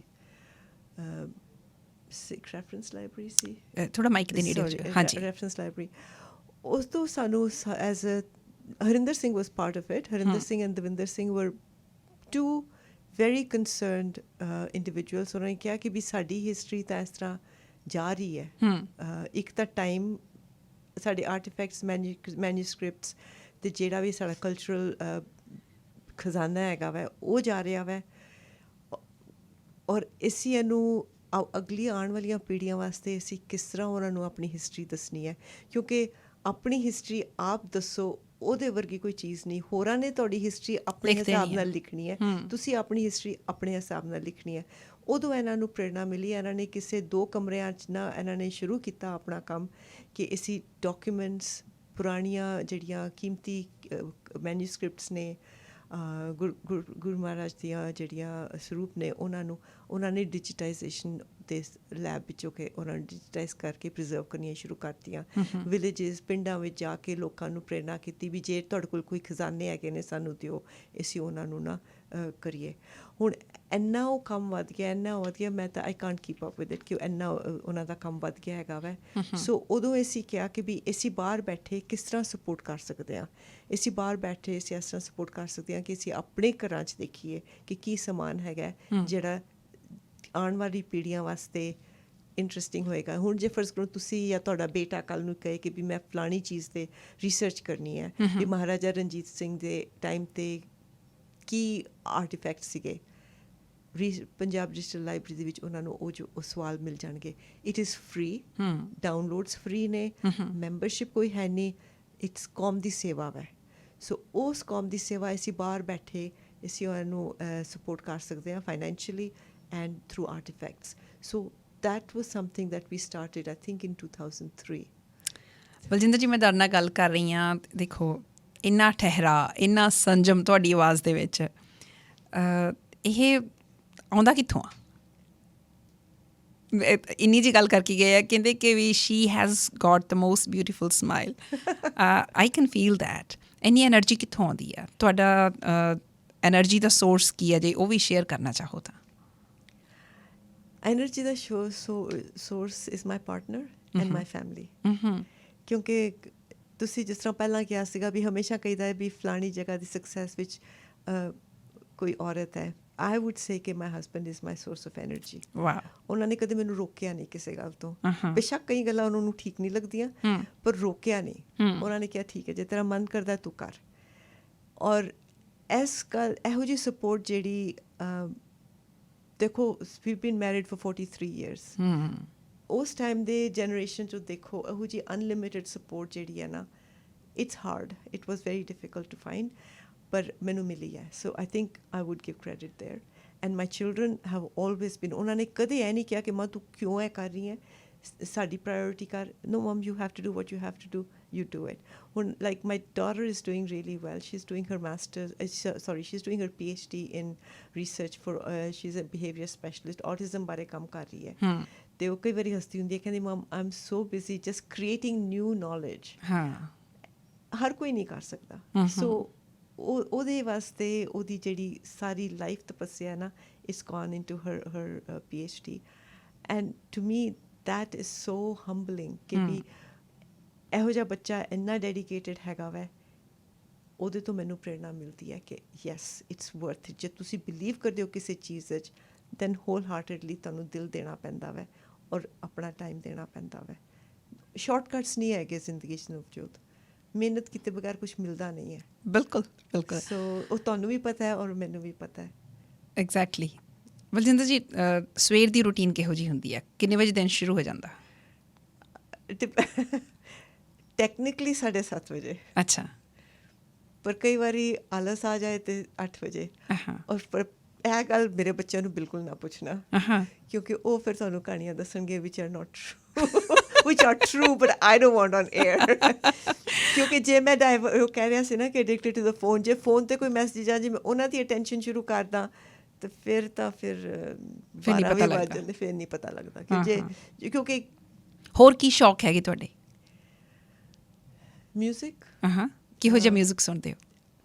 classical, and that's something I share with my husband. ਅੱਛਾ। ਉਹਨਾਂ ਨੂੰ ਬਹੁਤ ਮਿਊਜ਼ਿਕ ਦਾ ਸ਼ੌਕ ਹੈ। ਉਹ ਕਵਿਤਾ, ਗਜ਼ਲਾਂ ਤੇ ਕਵਾਲੀਆਂ ਗਾ ਵੀ ਲੈਂਦੇ ਹੋ ਤੁਸੀਂ? ਮੈਨੂੰ ਲੱਗਦਾ ਬਹੁਤ ਪਹਿਲਾਂ ਸ਼ੁਰੂ ਕੀਤਾ ਸੀ। ਆਈ ਡੋਂਟ ਨੋ, ਗ੍ਰੇਵਜ਼ੈਂਡ ਵਿੱਚ ਹੁੰਦੇ ਸੀਗੇ Giani Gian Singh Surjit. I don't know if that means to anyone, ਜੇ ਸ਼ਾਇਦ ਸੁਣਨ ਵਾਲਿਆਂ ਨੂੰ ਸ਼ਾਇਦ ਕੋਈ ਯਾਦ ਆਵੇ। ਉਹਨਾਂ ਨੇ ਮੈਨੂੰ ਨਾ ਘਰ ਆਉਂਦੇ ਸੀਗੇ ਜਦੋਂ ਉਹ ਮੇਰੇ ਫਾਦਰ ਉਹਨਾਂ ਦੇ ਡਾਕਟਰ ਸੀਗੇ, ਅਤੇ ਜਦੋਂ ਵੀ ਮੈਂ ਛੁੱਟੀਆਂ ਤੋਂ ਆਉਣਾ ਨਾ ਅਤੇ ਉਹਨਾਂ ਨੇ ਮੈਨੂੰ ਕਹਿਣਾ ਕਿ ਤੂੰ ਆ ਕੇ ਵਾਜਾ ਸਿੱਖ। ਮੈਂ ਕਹਿਣਾ ਨਹੀਂ ਵੀਰ ਜੀ ਇਟਸ ਓਕੇ। ਉਹ ਘਰ ਆਉਂਦੇ ਸੀਗੇ, ਹੀ ਵਾਜ਼ ਬਲਾਈਂਡ। ਅੱਛਾ। ਪਰ ਉਹਨਾਂ ਨੇ ਘਰ ਆਉਣਾ ਕਿ ਲੈ ਕੇ ਜਾਣਾ, ਕਹਿੰਦਾ ਕਿ ਕਿਉਂ ਨਹੀਂ ਸਿੱਖਣਾ। ਉਹਨਾਂ ਨੇ ਬਹੁਤ ਕੁਛ ਕੀਤਾ। ਔਰ ਪਰ ਮਿਊਜ਼ਿਕ ਉਨਾ ਹੀ ਮਿੱਠਾ ਹੁੰਦਾ ਜਿੰਨੀ ਤੁਸੀਂ ਪ੍ਰੈਕਟਿਸ ਕਰੋ। ਪਰ ਮੈਨੂੰ ਪਤਾ ਕਿ ਮੇਰੀ ਬੇਟੀ ਜਿਹੜੀ ਹੈ ਨਾ, ਉਹਨੇ ਅੱਗੇ ਲੈ ਕੇ ਗਈ ਹੈ ਜੋ ਅਸੀਂ ਮਿਊਜ਼ਿਕ ਮੈਂ ਉਹਨਾਂ ਕੋਲੋਂ ਸਿੱਖਿਆ ਸੀ। She is now taking it further and she is a good singer. ਘਰ ਵਿੱਚ ਮੇਨਲੀ ਸ਼ਬਦ ਕੀਰਤਨ, ਪਰ that's part of it. ਮੈਂ ਇਹ ਦੇਖਦੀ ਹਾਂ ਕਿ ਅਕਸਰ ਇਹ ਮਹਿਸੂਸ ਕੀਤਾ ਜਾਂਦਾ ਕਿ ਉਮਰ ਦੇ ਨਾਲ ਐਨਰਜੀ ਘਟ ਜਾਂਦੀ ਹੈ ਉਮਰ ਦੇ, ਪਰ ਤੁਹਾਡਾ ਜਿਹੜਾ ਲੈਵਲ ਆ ਉਹ ਤਕਰੀਬਨ ਮੈਂ ਇੱਕੋ ਜਿਹਾ ਹੀ ਦੇਖਿਆ। ਜੇ ਮੈਂ ਤੁਹਾਨੂੰ 5 ਸਾਲ ਪਹਿਲਾਂ ਦੇਖਿਆ ਜਾਂ ਤੁਹਾਨੂੰ ਮੈਂ 10 ਸਾਲ ਪਹਿਲਾਂ ਦੇਖਿਆ, ਉਹ ਐਨਰਜੀ ਦਾ ਲੈਵਲ ਉੱਥੇ ਦਾ ਉੱਥੇ ਹੀ ਹੈ। ਆਪਣੀ ਹੈਲਥ ਮੇਨਟੇਨ ਤੁਸੀਂ ਕਰਕੇ ਰੱਖੀ ਹੋਈ ਹੈ, ਤੁਹਾਡੀ ਲਗਾਤਾਰ ਜਿਹੜਾ ਕੰਮ ਆ ਉਹ ਵਧਿਆ ਹੀ ਆ, ਉਹ ਘਟਿਆ ਨਹੀਂ ਹੈ। ਕਿੱਦਾਂ ਪੋਸੀਬਲ ਹੁੰਦਾ ਇਹ? ਕਿਉਂਕਿ ਮੈਂ ਬਹੁਤ ਵਾਰੀ ਦੇਖਿਆ ਕਿ ਥੋੜ੍ਹੀ ਜਿਹੀ ਸਾਡੀ ਜ਼ਿੰਦਗੀ ਦੇ ਵਿੱਚ ਕਿਸੇ ਤਰ੍ਹਾਂ ਦਾ ਕੋਈ ਸਮੱਸਿਆ ਆ ਜਾਂਦੀ ਆ, ਬਹੁਤ ਵਾਰ ਅਸੀਂ ਉੱਥੇ ਸਟੱਕ ਹੋ ਕੇ ਰਹਿ ਜਾਂਦੇ ਹਾਂ, ਅਸੀਂ ਖੜ੍ਹ ਜਾਂਦੇ ਹਾਂ। ਔਰ ਖਾਸ ਕਰਕੇ ਔਰਤਾਂ ਦੀ ਮੈਂ ਗੱਲ ਕਰਦੀ ਹਾਂ, ਔਰਤਾਂ ਦੇ ਨਾਲ ਬਹੁਤ ਵਾਰੀ ਇਹ ਚੀਜ਼ ਦੇਖੀ ਜਾਂਦੀ ਹੈ ਕਿ ਛੇਤੀ ਕਰਕੇ ਹਰ ਇੱਕ ਚੀਜ਼ ਪ੍ਰੋਬਲਮ ਹੀ ਬਣ ਜਾਂਦੀ ਹੈ, ਅਤੇ ਉਹ ਫਿਰ ਆਪਣਾ ਪਿੱਛੇ ਛੱਡ ਕੇ ਉਸ ਪ੍ਰੋਬਲਮ ਨੂੰ ਸੋਲਵ ਕਰਨਾ ਸ਼ੁਰੂ ਕਰ ਦਿੰਦੀ ਹਾਂ, ਜਾਂ ਉੱਥੇ ਹੀ ਫੋਕਸ ਹੋ ਕੇ ਰਹਿ ਜਾਂਦੀ ਹਾਂ। ਕਈ ਵਾਰ ਉਹ ਪ੍ਰੋਬਲਮ ਇੰਨੀ ਵੱਡੀ ਲੱਗਣ ਲੱਗ ਜਾਂਦੀ ਹੈ ਕਿ ਉਹ ਤੁਹਾਨੂੰ ਖ਼ਤਮ ਕਰ ਦਿੰਦੀ ਹੈ। ਔਰ ਬਹੁਤ ਆਸਾਨ ਹੈ ਨਵਜੋਤ ਉੱਥੇ ਅੜ ਜਾਣਾ। It is very easy. ਮੈਂ ਤੁਹਾਨੂੰ ਕਹਿੰਦੀ ਹਾਂ ਕੋਵਿਡ ਵਿੱਚ ਖਾਸ ਕਰਕੇ ਬਹੁਤ ਆਸਾਨ ਹੈਗਾ। ਹੁਣ ਜਿਹੜੀਆਂ ਇਲੈਕਸ਼ਨ ਦੇ ਚੱਕਰਾਂ 'ਚ ਮੈਂ ਪਈ ਹਾਂ, I'm telling you it was easy ਕਿ ਛੱਡਣ ਦਾ। ਇਹ ਛੱਡ ਕੇ ਦੇਖੋ ਹੁਣ ਕੀ ਕਰਨਾ ਹੈ। ਹੁਣ ਮਾਹੌਲ ਬਦਲ ਗਿਆ, ਬਾਹਰ ਜਾ ਨਹੀਂ ਸਕਦੇ, ਕਿਸੇ ਨੂੰ ਮਿਲ ਨਹੀਂ ਸਕਦੇ, ਪਰ ਫਿਰ ਅੰਦਰੋਂ ਆਇਆ ਕਿ ਬਈ ਸਾਰੀ ਦੁਨੀਆ ਨਾਲ ਹੀ ਇਸ ਤਰ੍ਹਾਂ ਹੋ ਰਿਹਾ, ਤੁਹਾਡੇ ਨਾਲ ਕੋਈ ਵੱਖਰਾ ਤੇ ਹੋ ਨਹੀਂ ਰਿਹਾ। ਤੇ ਇਹਦਾ ਮਤਲਬ ਇਹ ਤਾਂ ਨਹੀਂ ਕਿ ਤੁਸੀਂ ਆਪਣਾ ਜੋ ਬਿਲੀਵ ਕਰਦੇ ਹੋ ਉਹਨੂੰ ਤੁਸੀਂ ਛੱਡ ਦਿਓ, ਜਾਂ ਤੁਸੀਂ ਆਪਣੀ ਐਨਰਜੀ ਨੂੰ ਲੈਟ ਗੋ ਕਰੋ। ਕੋਵਿਡ ਦੇ ਵਿੱਚ ਆਪਣੇ ਆਪ ਨੂੰ ਮੇਨਟੇਨ ਕਰਨਾ, ਮੋਟੀਵੇਟ ਕਰਨਾ ਬੜਾ ਔਖਾ ਸੀਗਾ, ਔਰ ਹੈਗਾ ਵੀ ਹੈ। ਪਰ ਜਿਸ ਤਰ੍ਹਾਂ ਮੈਂ ਕਿਹਾ ਨਾ ਕਿ ਉਸ ਟਾਈਮ 'ਤੇ ਜਦੋਂ ਤੁਸੀਂ ਦੁਨੀਆ ਦੀਆਂ ਪ੍ਰੋਬਲਮ ਸੁਣਦੇ ਹੋ, ਆਪਣੀਆਂ ਫਿਰ ਮਾਮੂਲੀ ਲੱਗਦੀਆਂ ਨੇ। ਫਿਰ ਤੁਹਾਨੂੰ ਲੱਗਦਾ ਕਿ ਵੀ ਨਹੀਂ, ਵੀ ਮੈਂ ਤਾਂ ਫਿਰ ਵੀ ਬਹੁਤ ਅੱਛੀ ਹਾਂ, ਮੇਰੇ ਕੋਲ ਸਭ ਕੁਝ ਹੈਗਾ ਵੈ, ਪਰਮਾਤਮਾ ਨੇ ਸਭ ਕੁਝ ਦਿੱਤਾ ਹੋਇਆ ਵੈ, ਅਤੇ ਫਿਰ ਕਾਹਦੀ ਪਰੇਸ਼ਾਨੀ। ਤੇ ਯੂ ਮੂਵ ਔਨ ਕਿ ਵੀ ਜੇ ਹੋਰ ਪਰੇਸ਼ਾਨ ਹੈਗੇ ਨੇ, ਜੇ ਤੁਹਾਡੇ ਕੋਲ ਕੋਈ ਸਾਧਨ ਹੈਗਾ ਉਹਨਾਂ ਦੀ ਸੇਵਾ ਕਰਨ ਦਾ, ਤੁਹਾਨੂੰ ਕਰਨੀ ਚਾਹੀਦੀ ਹੈ। ਸੋ ਉਹੋ ਜਿਹੀ ਸੋਚੀ ਦੇ ਨਾਲ ਹੀ ਬੰਦਾ ਅੱਗੇ ਚੱਲਦਾ ਰਹਿੰਦਾ ਵੈ। ਨਹੀਂ ਤਾਂ you are right, energy drain ਹੋ ਜਾਂਦੀ ਹੈ, ਖ਼ਤਮ ਹੋ ਜਾਂਦੀ ਹੈ। ਫਿਰ ਕਹਿੰਦੇ ਨੇ ਚੱਲ ਛੱਡ ਕੇ ਦੇਖ, ਬਹੁਤ ਕਰ ਲਿਆ, ਕੀ ਕਰਨਾ ਅੱਗੇ ਜਾ ਕੇ। ਪਰ ਫਿਰ ਇਨਸਾਨ ਉਹ ਕਿ ਜਿਹੜਾ ਰੁਕ ਜਾਏ। That's how I think. ਪਿਛਲੀ ਵਾਰੀ ਦੀ ਇਲੈਕਸ਼ਨ ਦਾ ਤੁਸੀਂ ਜ਼ਿਕਰ ਕੀਤਾ ਸੀ ਕਿ 215 ਵੋਟਾਂ ਤੋਂ ਤੁਸੀਂ ਰਹਿ ਗਏ ਸੀ, ਤੁਸੀਂ ਇੱਕ ਵਾਰੀ ਫਿਰ ਮੈਦਾਨ ਦੇ ਵਿੱਚ ਹੋ। ਕਿਹੜੀ ਚੀਜ਼ ਤੁਹਾਨੂੰ ਫਿਰ ਲੈ ਆਈ ਆ ਇਸ ਮੈਦਾਨ ਦੇ ਵਿੱਚ? ਕਿਉਂਕਿ ਇਸ ਟਾਈਮ 'ਤੇ ਅਸੀਂ ਆਪਣੀ ਜਿਹੜੀ ਪਾਰਟੀ ਹੈ ਨਾ, ਉਹਨੇ ਬੜਾ ਆਪਣੇ ਆਪ ਦੇ ਕਹਿੰਦੇ ਨੇ ਕਿ ਅੰਦਰ ਖਾਨੀ ਦੇਖਿਆ, ਅੰਦਰ ਝਾਤੀ ਮਾਰੀ, ਔਰ ਉਹਨਾਂ ਨੇ ਕਿਹਾ ਕਿ ਜਿਹੜੀਆਂ ਸਾਡੀਆਂ ਵੈਲਿਊਜ਼ ਨੇ ਨਾ, ਉਹਨਾਂ ਨੂੰ ਫਿਰ ਅਸੀਂ ਰਿਵਾਈਵ ਕਰਨਾ ਵੈ। ਸਾਡੀਆਂ ਵੈਲਿਊਜ਼ ਜਿਹੜੀਆਂ ਹੈਗੀਆਂ ਕਿ ਸਾਡੀ ਏਕਤਾ ਦੀ, ਕਿ ਅਸੀਂ ਹਰ ਇਨਸਾਨ ਨੂੰ ਇਨਸਾਨ ਸਮਝਣਾ ਹੈ, ਅਸੀਂ ਐਕੁਇਟੀ ਕਰਨੀ ਹੈ, ਅਸੀਂ ਡਾਈਵਰਸਿਟੀ ਜਿਹੜੀ ਹੁਣ ਸਾਡੀ ਬਰਨਬੀ ਸਰੀ ਵੀ ਸੇਮ ਹੈ। ਬਰਨਬੀ ਜਿਹੜੀ ਹੈਗੀ ਹੈ ਕਿ ਇੰਨੇ ਅਲੱਗ-ਅਲੱਗ ਮੁਲਕਾਂ ਤੋਂ ਲੋਕ ਆਏ ਨੇ, ਅਲੱਗ-ਅਲੱਗ ਜ਼ੁਬਾਨਾਂ ਬੋਲਦੇ ਨੇ, ਉਹਨਾਂ ਸਾਰਿਆਂ ਦੀਆਂ ਸੇਵਾ ਕਰਨੀਆਂ। ਸੋ ਇਹੋ ਜਿਹੇ ਜਦੋਂ ਪਲੈਟਫਾਰਮ ਆਇਆ ਦੁਬਾਰਾ, ਫਿਰ ਮੈਨੂੰ ਲੱਗਿਆ ਕਿ ਵੀ ਇਹ ਜਿਹੜਾ ਪਲੈਟਫਾਰਮ ਆ ਰਿਹਾ ਵੈ, ਇਹ ਤਾਂ ਮੇਰੇ ਦਿਲ ਦੀ ਗੱਲ ਕਰ ਰਿਹਾ ਵੈ। ਸੋ ਜੇ ਮੈਂ ਇਸ ਪਲੈਟਫਾਰਮ ਨੂੰ ਅੱਗੇ ਵਧਾ ਸਕਦੀ ਹਾਂ ਤਾਂ ਮੈਨੂੰ ਕਰਨਾ ਚਾਹੀਦਾ ਵੈ। ਸੋ ਇਸ ਗੱਲ ਨੂੰ ਸੋਚ ਕੇ ਮੈਂ ਪਾਰਟੀ ਨੂੰ ਕਿਹਾ ਕਿ ਵੀ ਮੈਨੂੰ ਮੌਕਾ ਦਿਓ, ਅਤੇ ਉਹਨਾਂ ਨੇ ਮੈਨੂੰ ਦਿੱਤਾ। ਸੋ ਉਹ ਉਸ ਤਰ੍ਹਾਂ ਗੱਲ ਹੋਈ ਹੈ। ਨਹੀਂ ਤਾਂ ਜੇ ਤੁਸੀਂ ਸੋਚ ਰਹੇ ਹੋ 2 ਸਾਲ ਹੋ ਗਏ ਨੇ ਕੋਵਿਡ ਕਰਕੇ, ਹੋਰ ਗੱਲਾਂ ਕਰਕੇ, ਇਟ ਵਾਜ਼ ਈਜ਼ੀ ਕਿ ਵੀ ਚੱਲ ਛੱਡ ਕੇ ਦੇਖ ਹੁਣ ਕੀ ਕਰਨਾ ਹੈਗਾ ਵੈ। ਫਿਰ ਇਸ ਕਿਹਾ ਕਿ ਨਹੀਂ, ਵੀ ਜੇ ਪਾਰਟੀ ਇੰਨੀ ਮਿਹਨਤ ਕਰ ਰਹੀ ਹੈ ਕਿ ਵੀ ਆਪਣੇ ਆਪ ਨੂੰ ਅੱਗੇ ਲਿਆਉਣ ਦੀ, ਫਿਰ ਪਾਰਟੀ ਦਾ ਸਾਥ ਦੇਣਾ ਪੈਂਦਾ, ਕਿਉਂਕਿ ਪਾਰਟੀ ਨੇ ਮੈਨੂੰ ਕਿੰਨੇ ਸਾਲ ਦਾ ਸਾਥ ਦਿੱਤਾ ਵੈ। So I owed it to the party to work for it. ਮੈਨੂੰ ਪਤਾ ਲੱਗਾ ਕਿ NDP ਲੀਡਰ ਜਗਮੀਤ ਸਿੰਘ ਉਹਨਾਂ ਦੇ ਨਾਲ ਵੀ ਤੁਹਾਡੀ ਕਾਫੀ ਨੇੜਤਾ ਹੈ। ਕਦੇ ਉਹਨਾਂ ਕੋਲੋਂ ਗਾਈਡੈਂਸ ਦੀ ਵੀ ਲੋੜ ਪੈਂਦੀ ਹੈ, ਜਾਂ ਉਹਨਾਂ ਨੂੰ ਕਦੇ ਗਾਈਡ ਕਰਦੇ ਹੋ? ਦੇਖੋ, ਜਗਮੀਤ ਸਿੰਘ ਮੇਰੇ ਛੋਟੇ ਭਰਾ ਨੇ, ਉਹਨਾਂ ਨੂੰ ਤਾਂ ਸਭ ਕਹਿ ਸਕਦੇ ਹਾਂ, ਜੋ ਵੀ ਕਹਿਣਾ ਕਹਿ ਸਕਦੇ ਹਾਂ, ਪਰ ਨਹੀਂ, ਉਹ ਹੀ ਇਜ਼ ਸੱਚ ਅ ਸਮਾਰਟ ਲੀਡਰ, ਔਰ ਮੇਰਾ MP ਹੈ। We are in his riding, so of course Jagmeet ਦੀ ਤਾਂ ਪੂਰੀ ਅਸੀਂ ਹੈਲਪ ਕਰਦੇ ਹਾਂ, ਸਪੋਰਟ ਕਰਦੇ ਹਾਂ, ਔਰ ਜਿੱਥੇ ਉਹ ਕਹਿੰਦੇ ਨੇ we are always there for him and he is there for us. ਦੋਨੋਂ ਪਾਸੇ ਹੁੰਦਾ। ਠੀਕ ਹੈ। ਤੇ Jagmeet and Gurkiran are wonderful people. Baljinder ji, ਅੱਜ ਇਸ ਪ੍ਰੋਗਰਾਮ ਦੇ ਵਿੱਚ ਤੁਸੀਂ ਆਪਣੀ ਲਾਈਫ ਦੀ ਜਰਨੀ ਸਾਡੇ ਨਾਲ ਸਾਂਝੀ ਕੀਤੀ ਹੈ, ਅਤੇ ਮੈਨੂੰ ਉਮੀਦ ਹੈ ਕਿ ਸਾਡੇ ਸੁਣਨ ਵਾਲੇ ਜਿੰਨੇ ਤੁਹਾਨੂੰ ਸੁਣ ਰਹੇ ਸਨ, ਕਿਤੇ ਨਾ ਕਿਤੇ ਉਹਨਾਂ ਨੇ ਆਪਣੇ ਆਪ ਨੂੰ ਤੁਹਾਡੀ ਇਸ ਜਰਨੀ ਦੇ ਵਿੱਚ ਸ਼ਾਮਿਲ ਮਹਿਸੂਸ ਕੀਤਾ ਹੋਏਗਾ ਕਿਸੇ ਨਾ ਕਿਸੇ ਐਂਗਲ ਤੋਂ, ਚਾਹੇ ਪੰਜਾਬੀ ਹੋਣ ਦੇ ਨਾਤੇ, ਚਾਹੇ ਸਿੱਖ ਹੋਣ ਦੇ ਨਾਤੇ, ਚਾਹੇ ਕੈਨੇਡੀਅਨ ਹੋਣ ਦੇ ਨਾਤੇ। ਚਾਹੇ ਇੱਕ ਆਮ ਸਿਟੀਜ਼ਨ ਹੋਣ ਦੇ ਨਾਤੇ, ਚਾਹੇ ਸਕੂਲ ਦੇ ਵਿੱਚ ਸਾਡੇ ਬੱਚੇ ਪੜ੍ਹ ਰਹੇ ਆ ਜਾਂ ਅਸੀਂ ਸਕੂਲ ਦੇ ਵਿੱਚ ਪੜ੍ਹਾ ਰਹੇ ਹਾਂ, ਕਿਸੇ ਨਾ ਕਿਸੇ ਐਂਗਲ ਤੋਂ ਤੁਸੀਂ ਜ਼ਰੂਰ ਉਹ ਸਾਰੀਆਂ ਚੀਜ਼ਾਂ ਟੱਚ ਕਰਦੇ ਰਹੇ ਹੋ। ਅਖੀਰ 'ਚ ਖਾਸ ਕਰਕੇ ਕਿਉਂਕਿ ਅੱਜ ਤੁਸੀਂ ਸਾਡੀ ਅੱਜ ਦੀ ਵੰਡਰਫੁਲ ਵੂਮਨ ਹੋ, ਔਰਤਾਂ ਦੇ ਲਈ ਕੀ ਕਹਿਣਾ ਚਾਹੋਗੇ? ਔਰਤਾਂ ਦੇ ਸਟੇਟਸ ਤੋਂ ਤੁਸੀਂ ਖੁਸ਼ ਹੋ? ਤੁਸੀਂ ਔਰਤਾਂ ਦਾ ਜਿਹੜਾ ਸਟੇਟਸ ਹੈ ਉਹ ਕਿੱਧਰ ਨੂੰ ਜਾਂਦਾ ਦੇਖ ਰਹੇ ਹੋ? ਤੁਹਾਡਾ ਜੋ ਵੀ ਪਰਸਪੈਕਟਿਵ ਹੈ ਤੇ ਨਾਲ ਕੁਝ ਸੁਨੇਹਾ ਔਰਤਾਂ ਦੇ ਲਈ। ਔਰਤਾਂ ਲਈ ਮੈਂ ਇਹ ਕਹਾਂਗੀ ਕਿ ਕਦੇ ਇਹ ਨਾ ਸਮਝੋ ਕਿ ਤੁਸੀਂ ਕਮਜ਼ੋਰ ਹੋ। ਤੁਸੀਂ ਕਮਜ਼ੋਰ ਨਹੀਂ ਹੋ। ਤੁਹਾਨੂੰ ਮੌਕੇ ਜੇ ਮਿਲਦੇ ਨੇ ਉਹਨਾਂ ਨੂੰ ਪਹਿਚਾਣੋ। ਜੇ ਮੌਕੇ ਮਿਲਦੇ ਨੇ ਪਹਿਚਾਣਦੇ ਹੋ ਤਾਂ ਫਿਰ ਤੁਸੀਂ ਕੋਸ਼ਿਸ਼ ਪੂਰੀ ਕਰੋ ਕਿ ਤੁਸੀਂ ਆਪਣੇ ਆਈਡੀਆਜ਼ ਨੂੰ ਅੱਗੇ ਰੱਖ ਸਕੋ। ਹੋ ਸਕਦਾ ਤੁਹਾਨੂੰ 2 ਵਾਰੀ ਕੋਈ ਸੁਣੇ ਨਾ, ਪਰ ਤੀਜੀ ਵਾਰੀ ਕੋਈ ਜ਼ਰੂਰ ਸੁਣੇਗਾ, ਔਰ ਉਹ ਤੀਜੀ ਵਾਰੀ ਵਾਸਤੇ ਤੁਸੀਂ ਆਪਣਾ ਮੌਕਾ ਜ਼ਰੂਰ ਲਵੋ। ਔਰ ਮੈਂ ਵੀ ਕਹਾਂਗੀ ਕਿ ਇਸ ਟਾਈਮ 'ਤੇ 50% ਤੋਂ ਜ਼ਿਆਦਾ ਜਿਹੜੀ ਪੋਪੂਲੇਸ਼ਨ ਦੁਨੀਆ ਦੀ ਸਮਝੋ ਔਰਤਾਂ ਦੀ ਹੈ। ਸੋ ਤੁਸੀਂ ਇਕੱਲੇ ਨਹੀਂ ਹੋ। ਦੁਨੀਆ ਦੀ ਅੱਧੀ ਪੋਪੂਲੇਸ਼ਨ ਤੁਹਾਡੇ ਨਾਲ ਹੈ।